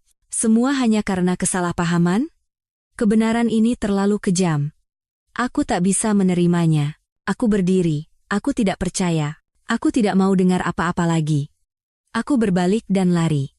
Lari keluar dari kafe, dari hotel, berlari seperti orang gila di jalanan Paris yang gemerlap. Aku tak tahu kemana tujuanku. Aku hanya harus lari dari kebenaran yang mengerikan ini. Tepat saat itu, ponsel di sakuku berdering tanpa henti. Nomor pengasuh anak di Zurich. Firasat buruk menyelimutiku.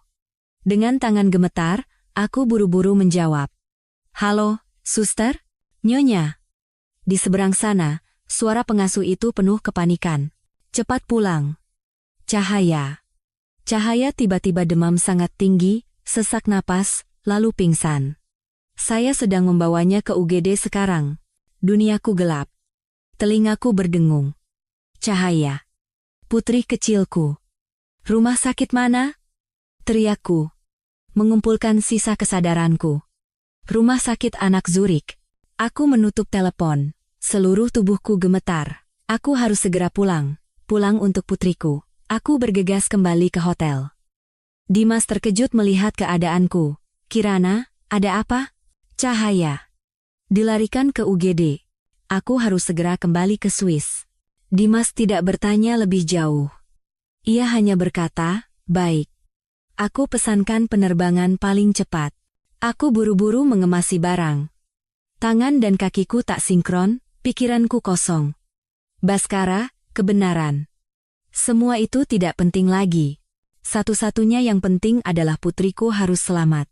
Penerbangan dari Paris ke Zurich terasa seperti selamanya.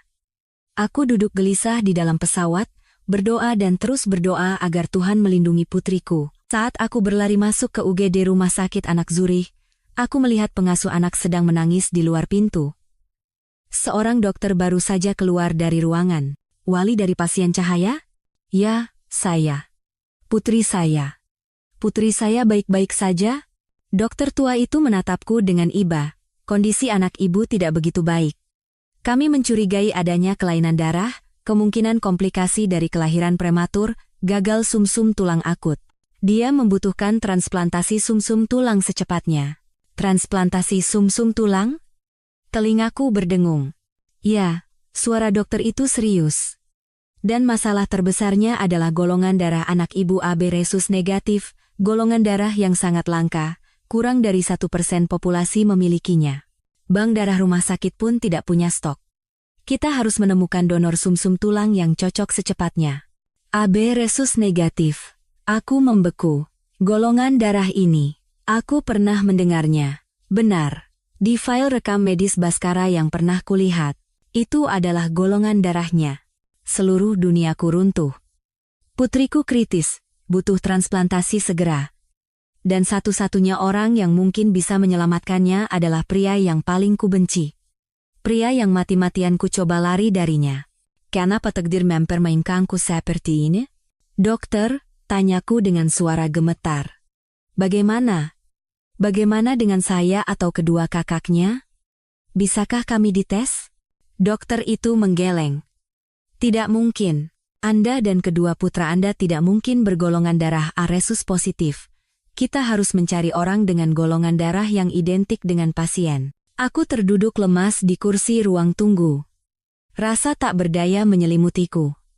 Apa yang harus kulakukan? Memohon padanya? Mengungkap keberadaan anak-anak dan membiarkannya menggunakan itu sebagai alasan untuk merebut mereka? Tidak, aku tidak bisa. Nyaris menangis, aku menelepon Dimas dan menceritakan semuanya. Di seberang sana, Dimas pun kehilangan kata-kata. Kirana. Aku tidak tahu harus bilang apa. Dimas, bisakah kamu membantuku? Aku memohon. Gunakan koneksimu, cari di Bank Sumsum Tulang Internasional. Pasti ada yang cocok. Baik. Akan ku coba, jawab Dimas, meskipun kami tahu harapannya tipis. Tapi Kirana, nyawa cahaya yang paling penting. Jika tidak ada cara lain, mungkin kamu harus. Tidak, potongku. Aku tidak akan memohon padanya, tidak akan pernah. 2 hari berikutnya adalah waktu terpanjang dalam hidupku. Cahaya masih terbaring di ICU, hidupnya bergantung pada mesin. Dimas mengerahkan semua koneksinya, tapi kabar yang datang selalu mengecewakan. Golongan darah Cahaya terlalu langka, menemukan donor yang cocok dalam waktu singkat nyaris mustahil. Aku berdiri di luar kamar, menatap putriku dari balik kaca tebal, hatiku serasa terkoyak. Aku tak berdaya. Untuk pertama kalinya dalam hidup, aku merasa begitu tidak berguna. Aku bisa membangun bisnis dari nol, bisa membesarkan 3 anak sendirian, tapi aku tak bisa menyelamatkan nyawa putriku sendiri. Pada sore hari ketiga, saat aku nyaris putus asa, sesosok bayangan tinggi tiba-tiba muncul di ujung koridor. Jantungku berhenti berdetak. Baskara. Ia datang ke sini. Ia mengenakan mantel panjang hitam, wajahnya tirus, janggutnya mulai tumbuh, terlihat jauh lebih kacau daripada di Paris. Ia menemukanku. Ia tahu segalanya. Ia berjalan cepat ke arahku. Pandangannya terpaku pada kamar Cahaya.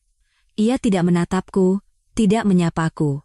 Ia hanya berdiri, menatap putrinya dari balik kaca. Kedua tangannya terkepal erat. Setelah beberapa lama, barulah ia menoleh padaku. Matanya merah, penuh penderitaan dan penyesalan. Kenapa?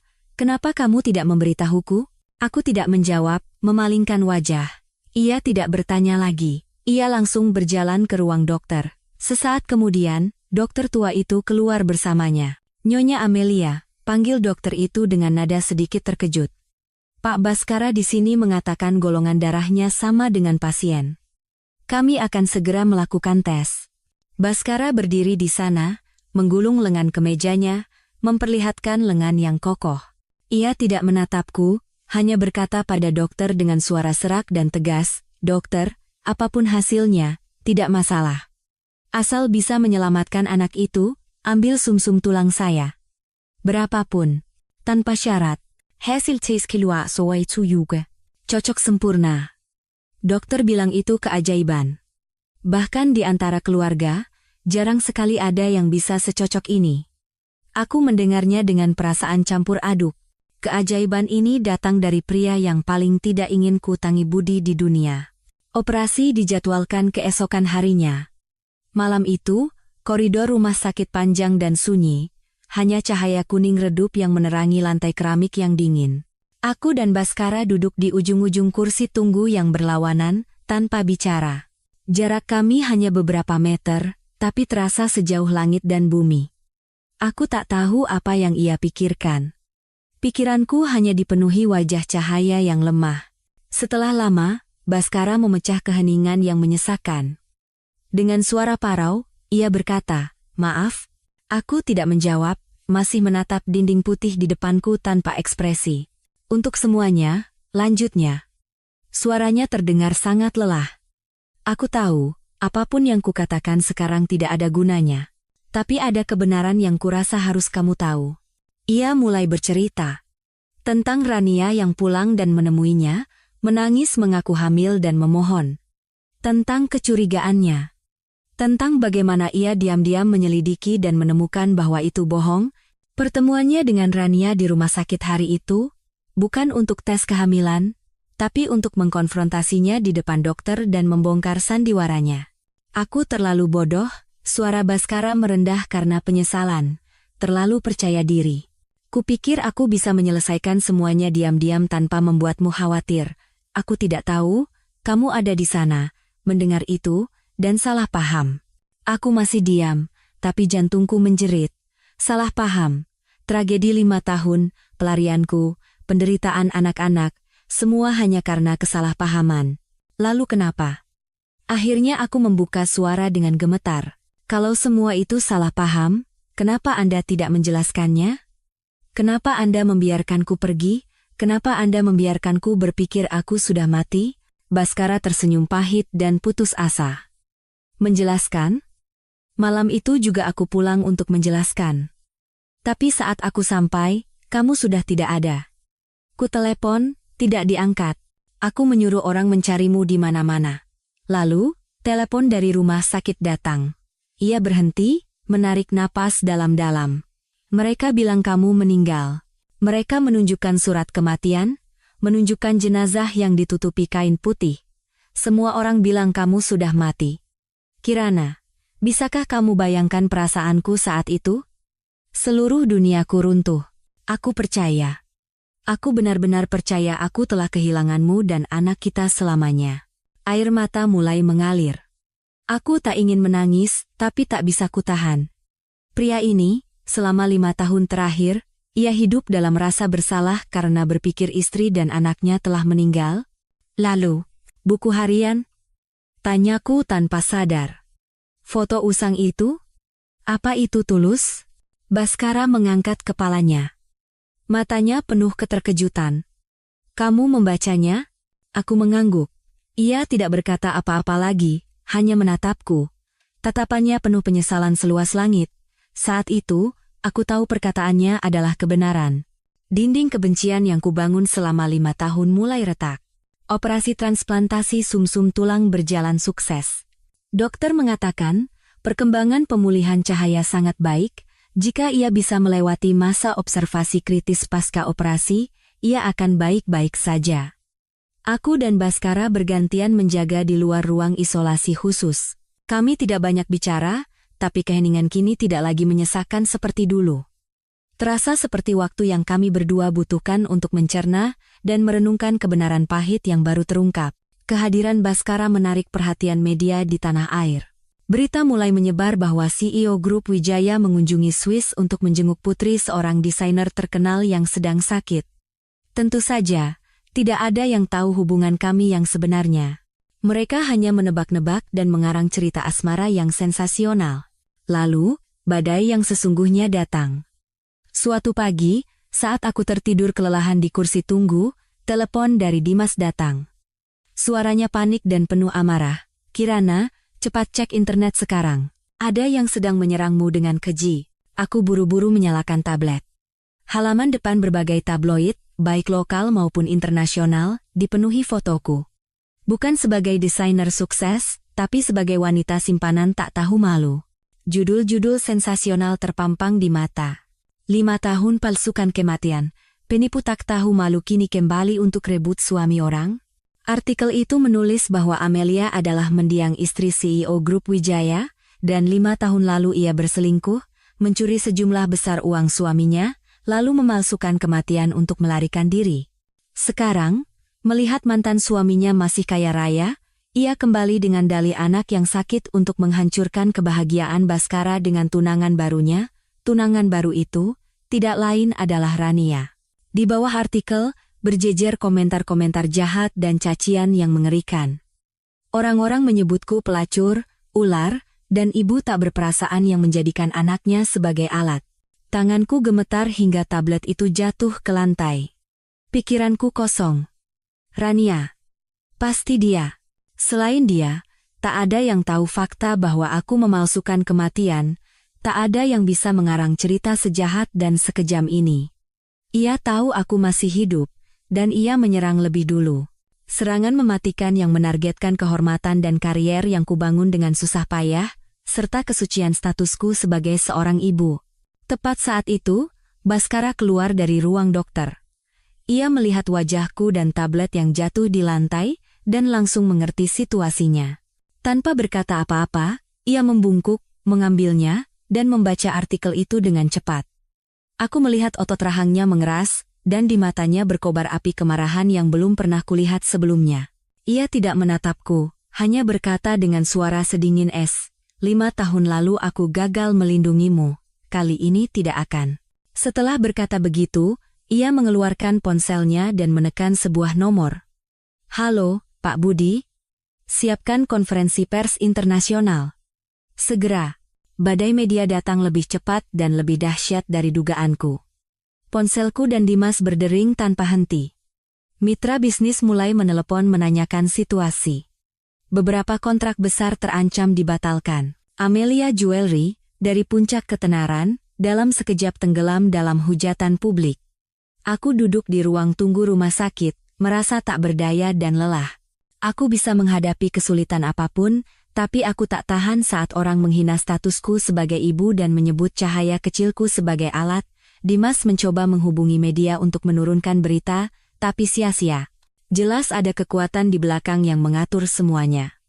Mereka ingin menjatuhkanku ke lumpur hingga tak bisa bangkit lagi. Saat aku sedang putus asa, Baskara datang. Ia sudah berganti setelan, penampilan lelah dan kacaunya sirna, kembali menjadi CEO yang tegas dan dingin. Kamu tetap di sini, jaga cahaya, katanya dengan suara pelan tapi kuat.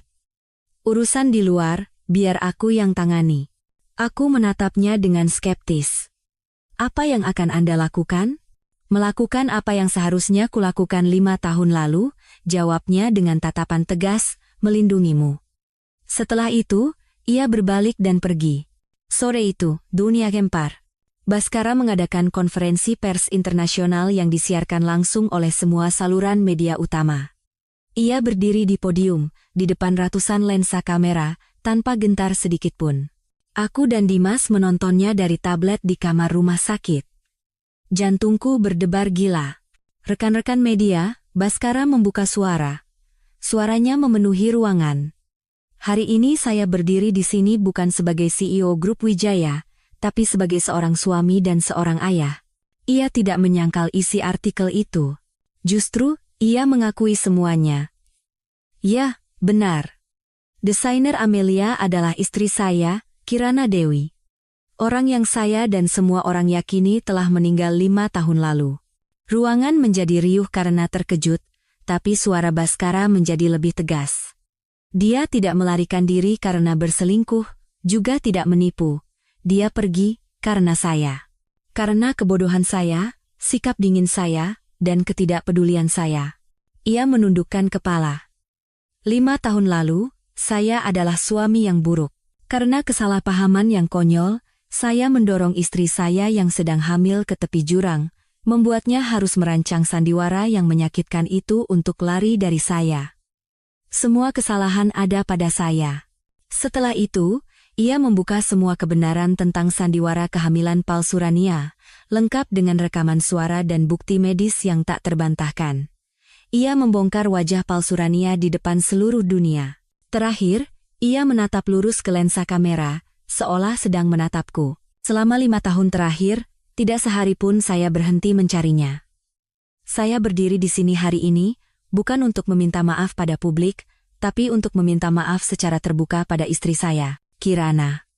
Maafkan aku. Dan untuk memberitahu seluruh dunia. Kali ini, aku akan mempertaruhkan semua yang kumiliki untuk melindungimu dan anak-anak kita. Konferensi pers selesai. Aku duduk termangu. Air mata mengalir di pipiku. Pria di layar itu, pria arogan, namun penuh penderitaan dan ketulusan itu, untuk pertama kalinya dalam 5 tahun, menggoyahkan hatiku yang beku. Baskara tidak hanya memulihkan nama baikku. Ia mengubah krisis media menjadi kisah cinta yang mengharukan, membuat merek Amelia Jewelry semakin terkenal. Tapi ia tidak berhenti di situ. Keesokan harinya, tim hukum Grup Wijaya secara resmi menuntut Rania atas tuduhan penipuan, pencemaran nama baik, serta merusak citra dan nama baik grup. Dengan bukti-bukti tak terbantahkan yang disajikan Baskara, Rania tak punya celah untuk lari. Kudengar ia ditangkap Interpol di bandara saat mencoba melarikan diri. Ia akan menghadapi hukuman berat dan tuntutan ganti rugi yang sangat besar. Itulah harga untuk konspirasi jahatnya. Beberapa hari kemudian, saat Cahaya melewati masa kritis dan dipindahkan ke ruang perawatan biasa, seorang tamu tak diundang datang. Ibu mertuaku, Ibu Ratna. Ia berdiri di luar pintu kamar, tak berani masuk.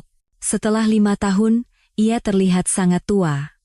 Rambutnya memutih, dan wajahnya yang dulu angkuh kini dipenuhi kelelahan dan penyesalan.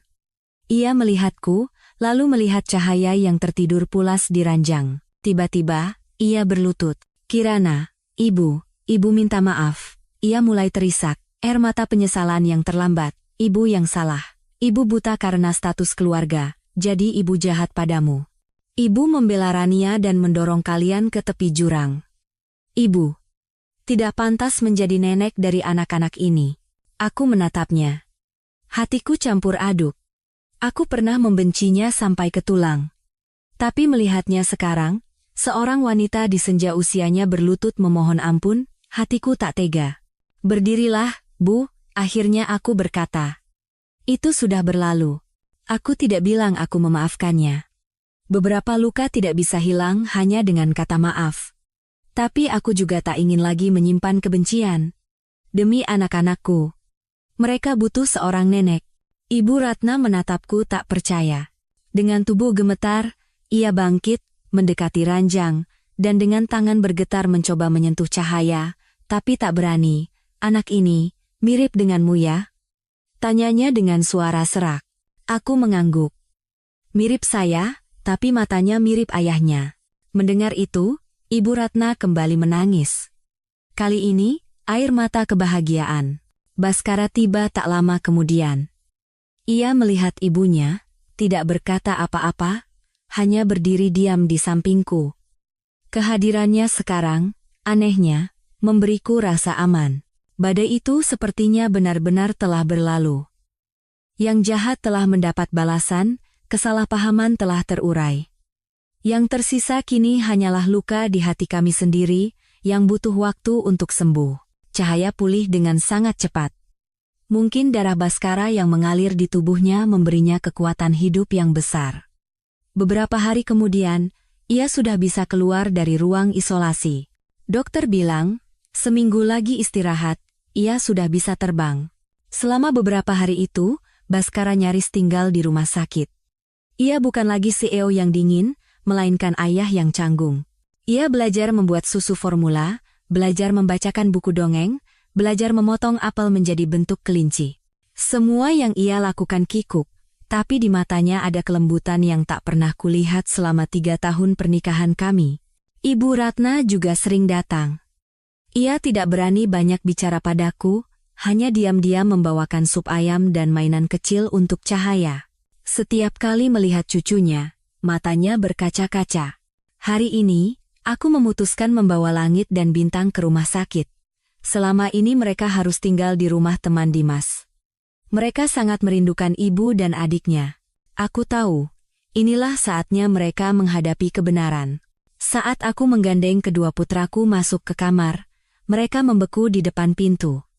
Mereka melihat pria asing itu Baskara duduk di samping ranjang, dengan hati-hati menyuapi cahaya bubur. Baskara mengangkat kepalanya. Saat ia melihat Langit dan Bintang, aku melihat tangannya gemetar hingga nyaris menjatuhkan sendok. Ini pertama kalinya ia melihat kedua putranya dengan benar. Ia berdiri. Wajahnya dipenuhi kebingungan, harapan, dan juga ketakutan. "Mama," teriak Cahaya. "Kakak Langit. Kakak Bintang." Langit dan Bintang masih tak bergerak, menggenggam tanganku erat. Langit, yang seperti cetakan Baskara, menatapnya dengan tatapan curiga yang dewasa. Bintang yang biasanya jahil kini diam bersembunyi di belakangku. "Langit, Bintang," aku mencoba bersuara senormal mungkin, berkata pelan, "Ayo, beri salam pada Om." "Om," aku menggunakan kata itu. Aku belum siap memanggilnya ayah di depan anak-anak. Baskara perlahan berlutut, menyejajarkan matanya dengan anak-anak. Suaranya serak karena emosi. "Hai, nama Om, Baskara." Bintang dengan penasaran mengintip. "Om yang nolongin Cahaya ya?" kata Mama. "Om yang kasih darah buat Cahaya." "Iya, benar." Baskara mengangguk, senyum sedih terukir di wajahnya. "Om yang menolong Cahaya." Tepat saat itu, putra sulungku yang pendiam, Langit, tiba-tiba melepaskan tanganku dan melangkah maju ke depan Baskara. Dengan wajah yang masih kecil tapi tegas, ia menatapnya.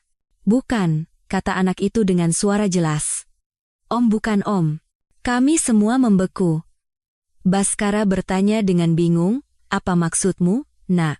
Langit menatap Baskara lekat-lekat. Matanya menelusuri setiap sudut wajah pria itu.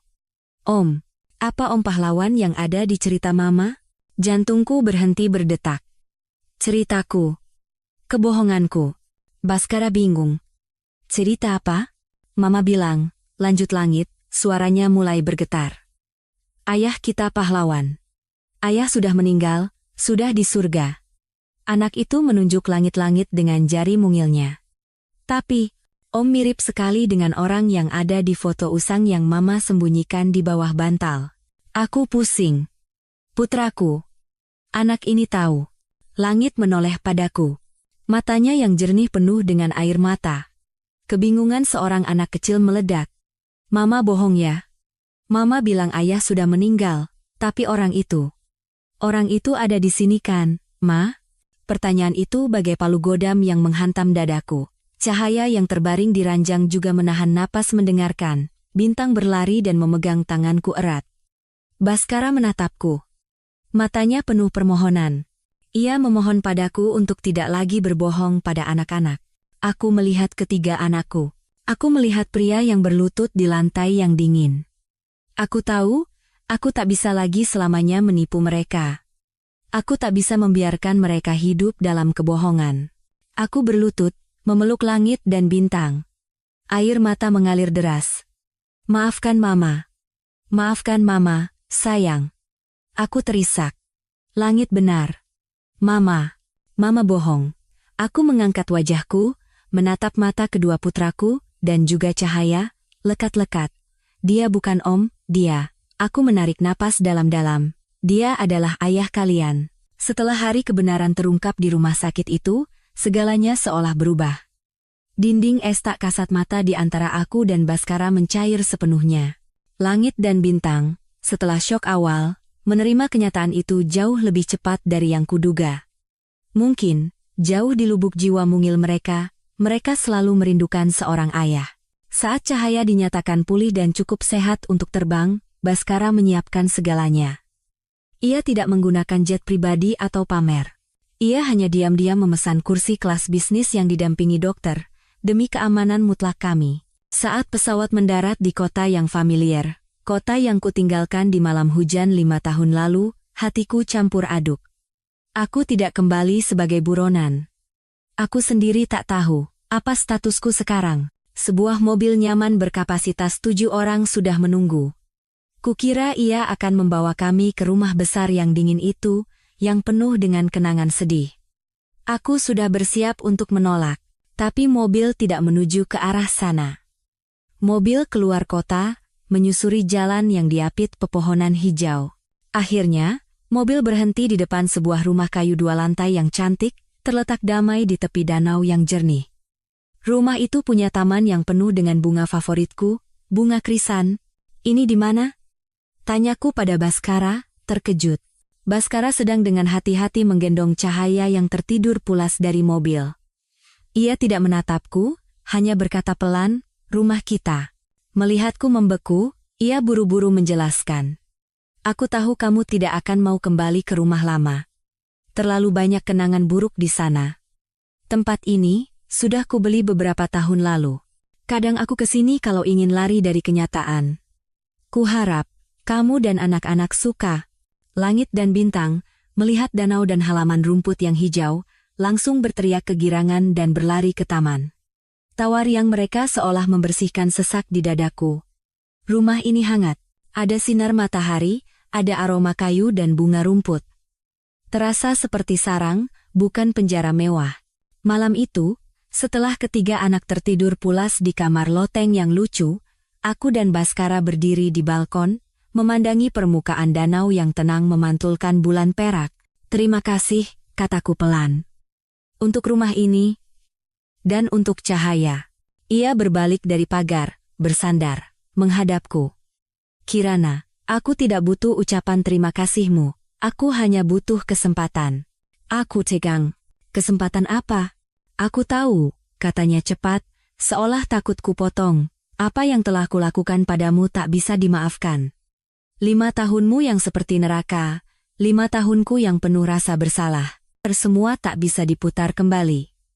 Aku tidak akan meminta maafmu, tidak akan menuntutmu untuk segera kembali padaku. Ia menatapku.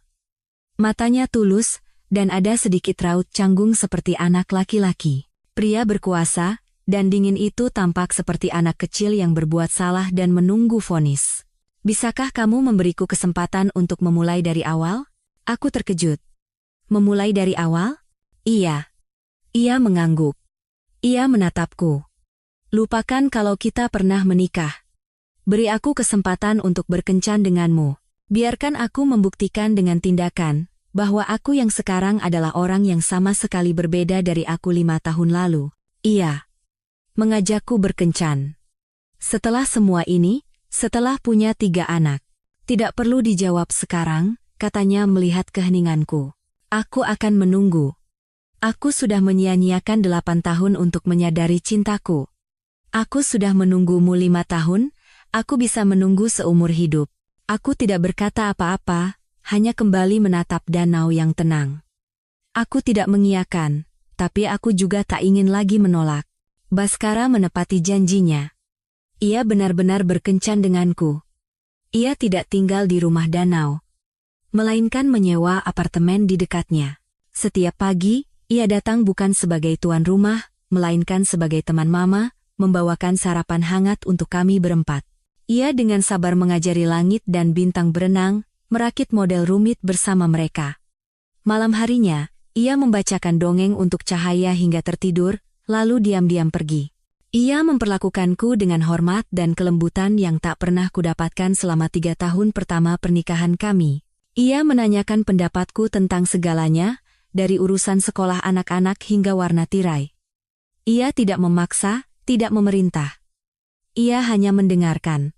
3 bulan yang damai berlalu. Luka di hatiku belum sembuh total, tapi tidak lagi nyeri saat cuaca buruk. Anak-anak sudah terbiasa dengan kehadirannya. Panggilan ayah yang awalnya canggung, kini menjadi alami dan penuh sayang. Itu adalah akhir pekan yang cerah.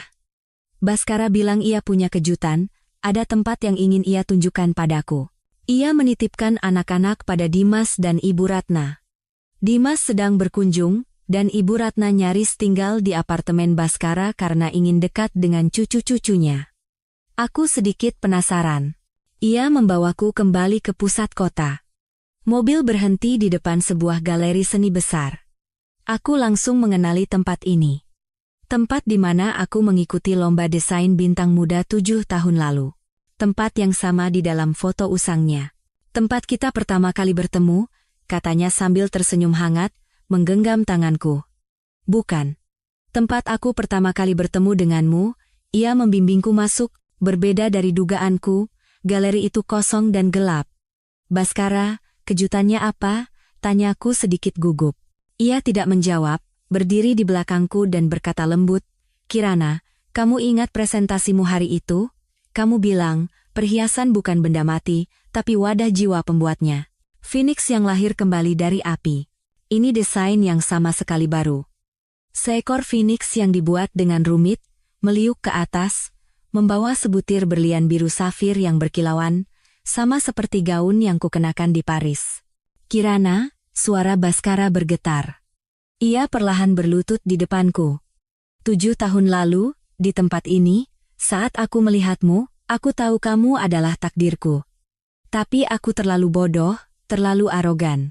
Aku mencoba mengikatmu dengan perjodohan, menyembunyikan cintaku dengan keheningan. Aku adalah pria paling brengsek di dunia. Air mata mulai mengalir di mataku. Selama 5 tahun terakhir, aku hidup seperti cangkang tanpa jiwa, mencari-carimu tanpa harapan. Sekarang, karena langit mengasihaniku dan membiarkanku menemukanmu lagi, aku ingin memohon padamu sekali lagi. Ia membuka kotak cincin itu. Kirana Dewi, atau Amelia Sari, maukah kau menikah denganku? Lagi?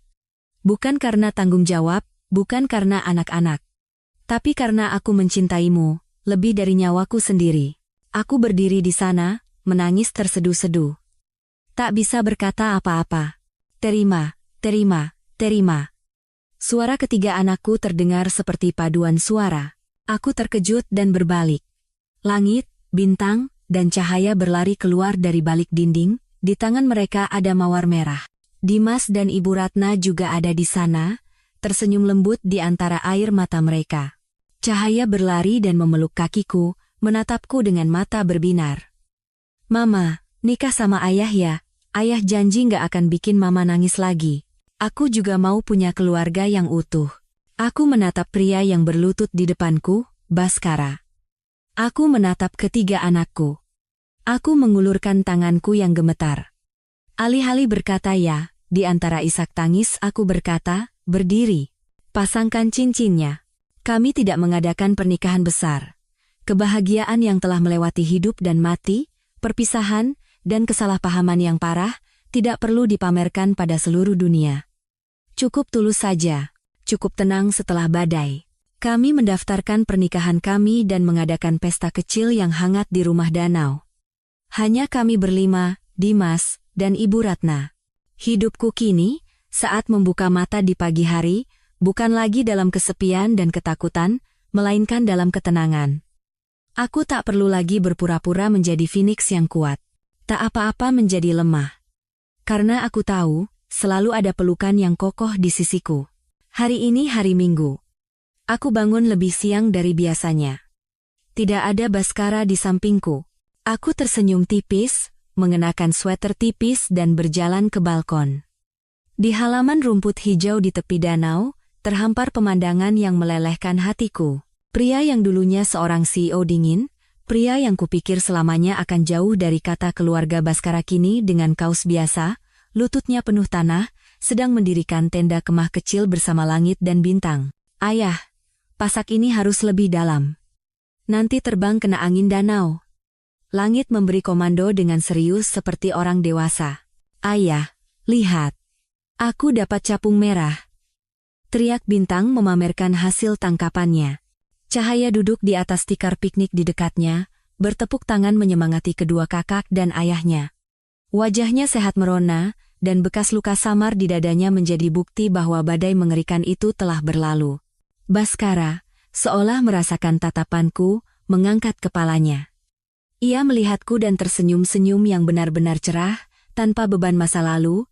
Ia melambaikan tangan padaku, dan aku balas melambai. Aku masuk ke dapur, menyeduh teh krisan hangat sendiri. Tiba-tiba teringat Dimas. Ia tidak tinggal lama di pesta kami. Katanya ada urusan mendadak di firma hukumnya di Swiss, tapi aku tahu ia butuh waktu sendiri. Ia hanya meninggalkan satu pesan untukku, kamu harus bahagia, Kirana, kamu pantas mendapatkannya. Aku tahu, dalam kebahagiaanku yang utuh, ada pengorbanan dan kesedihan diam-diam darinya. Utang budi yang tak akan pernah bisa kubayar dengan kata-kata seumur hidup. Aku juga teringat Ibu Ratna, ia kembali ke rumah lamanya di kampung halaman. Katanya kota terlalu berisik untuk orang tua, tapi aku tahu ia ingin memberi kami ruang privasi. Sesekali ia menelepon lewat video, hanya untuk melihat ketiga cucunya yang berceloteh. Suaranya kini lembut dan hangat. Beberapa kesalahan, waktu yang akan menyembuhkannya, meskipun bekasnya tetap ada. Aku membawa teh ke taman. Angin danau bertiup sepoi-sepoi, membawa aroma jernih rumput dan pepohonan. Ah, Mama datang. Cahaya melihatku lebih dulu, berlari dan memeluk kakiku. Baskara juga mendekat. Tangannya kotor karena tanah, tapi ia tak peduli. Ia merangkul pinggangku, menarikku mendekat dengan gerakan yang familiar dan lembut. Tidur nyenyak? Aku bersandar di bahunya, mengangguk. Sangat nyenyak. Aku melihat ketiga anakku yang berceloteh dan bermain. Aku melihat pria di sampingku. Masa lalu terasa seperti film usang yang penuh kesalahpahaman, rasa sakit, dan air mata. Kukira luka di hatiku tak akan pernah sembuh. Kukira hidupku hanya akan tersisa kebencian dan pekerjaan. Tapi ternyata tidak. Hidup selalu penuh kejutan. Jika cinta cukup tulus dan sabar, ia benar-benar bisa menyembuhkan segalanya. Aku tidak tahu apa yang akan terjadi esok hari. Mungkin hidup akan membawa badai lain. Tapi aku tahu. Saat ini, di sini, di tepi danau yang tenang ini, aku damai. Keluargaku ada di sini. Kebahagiaanku ada di sini. Seperti Phoenix yang bangkit dari abu, aku akhirnya menemukan langitku sendiri.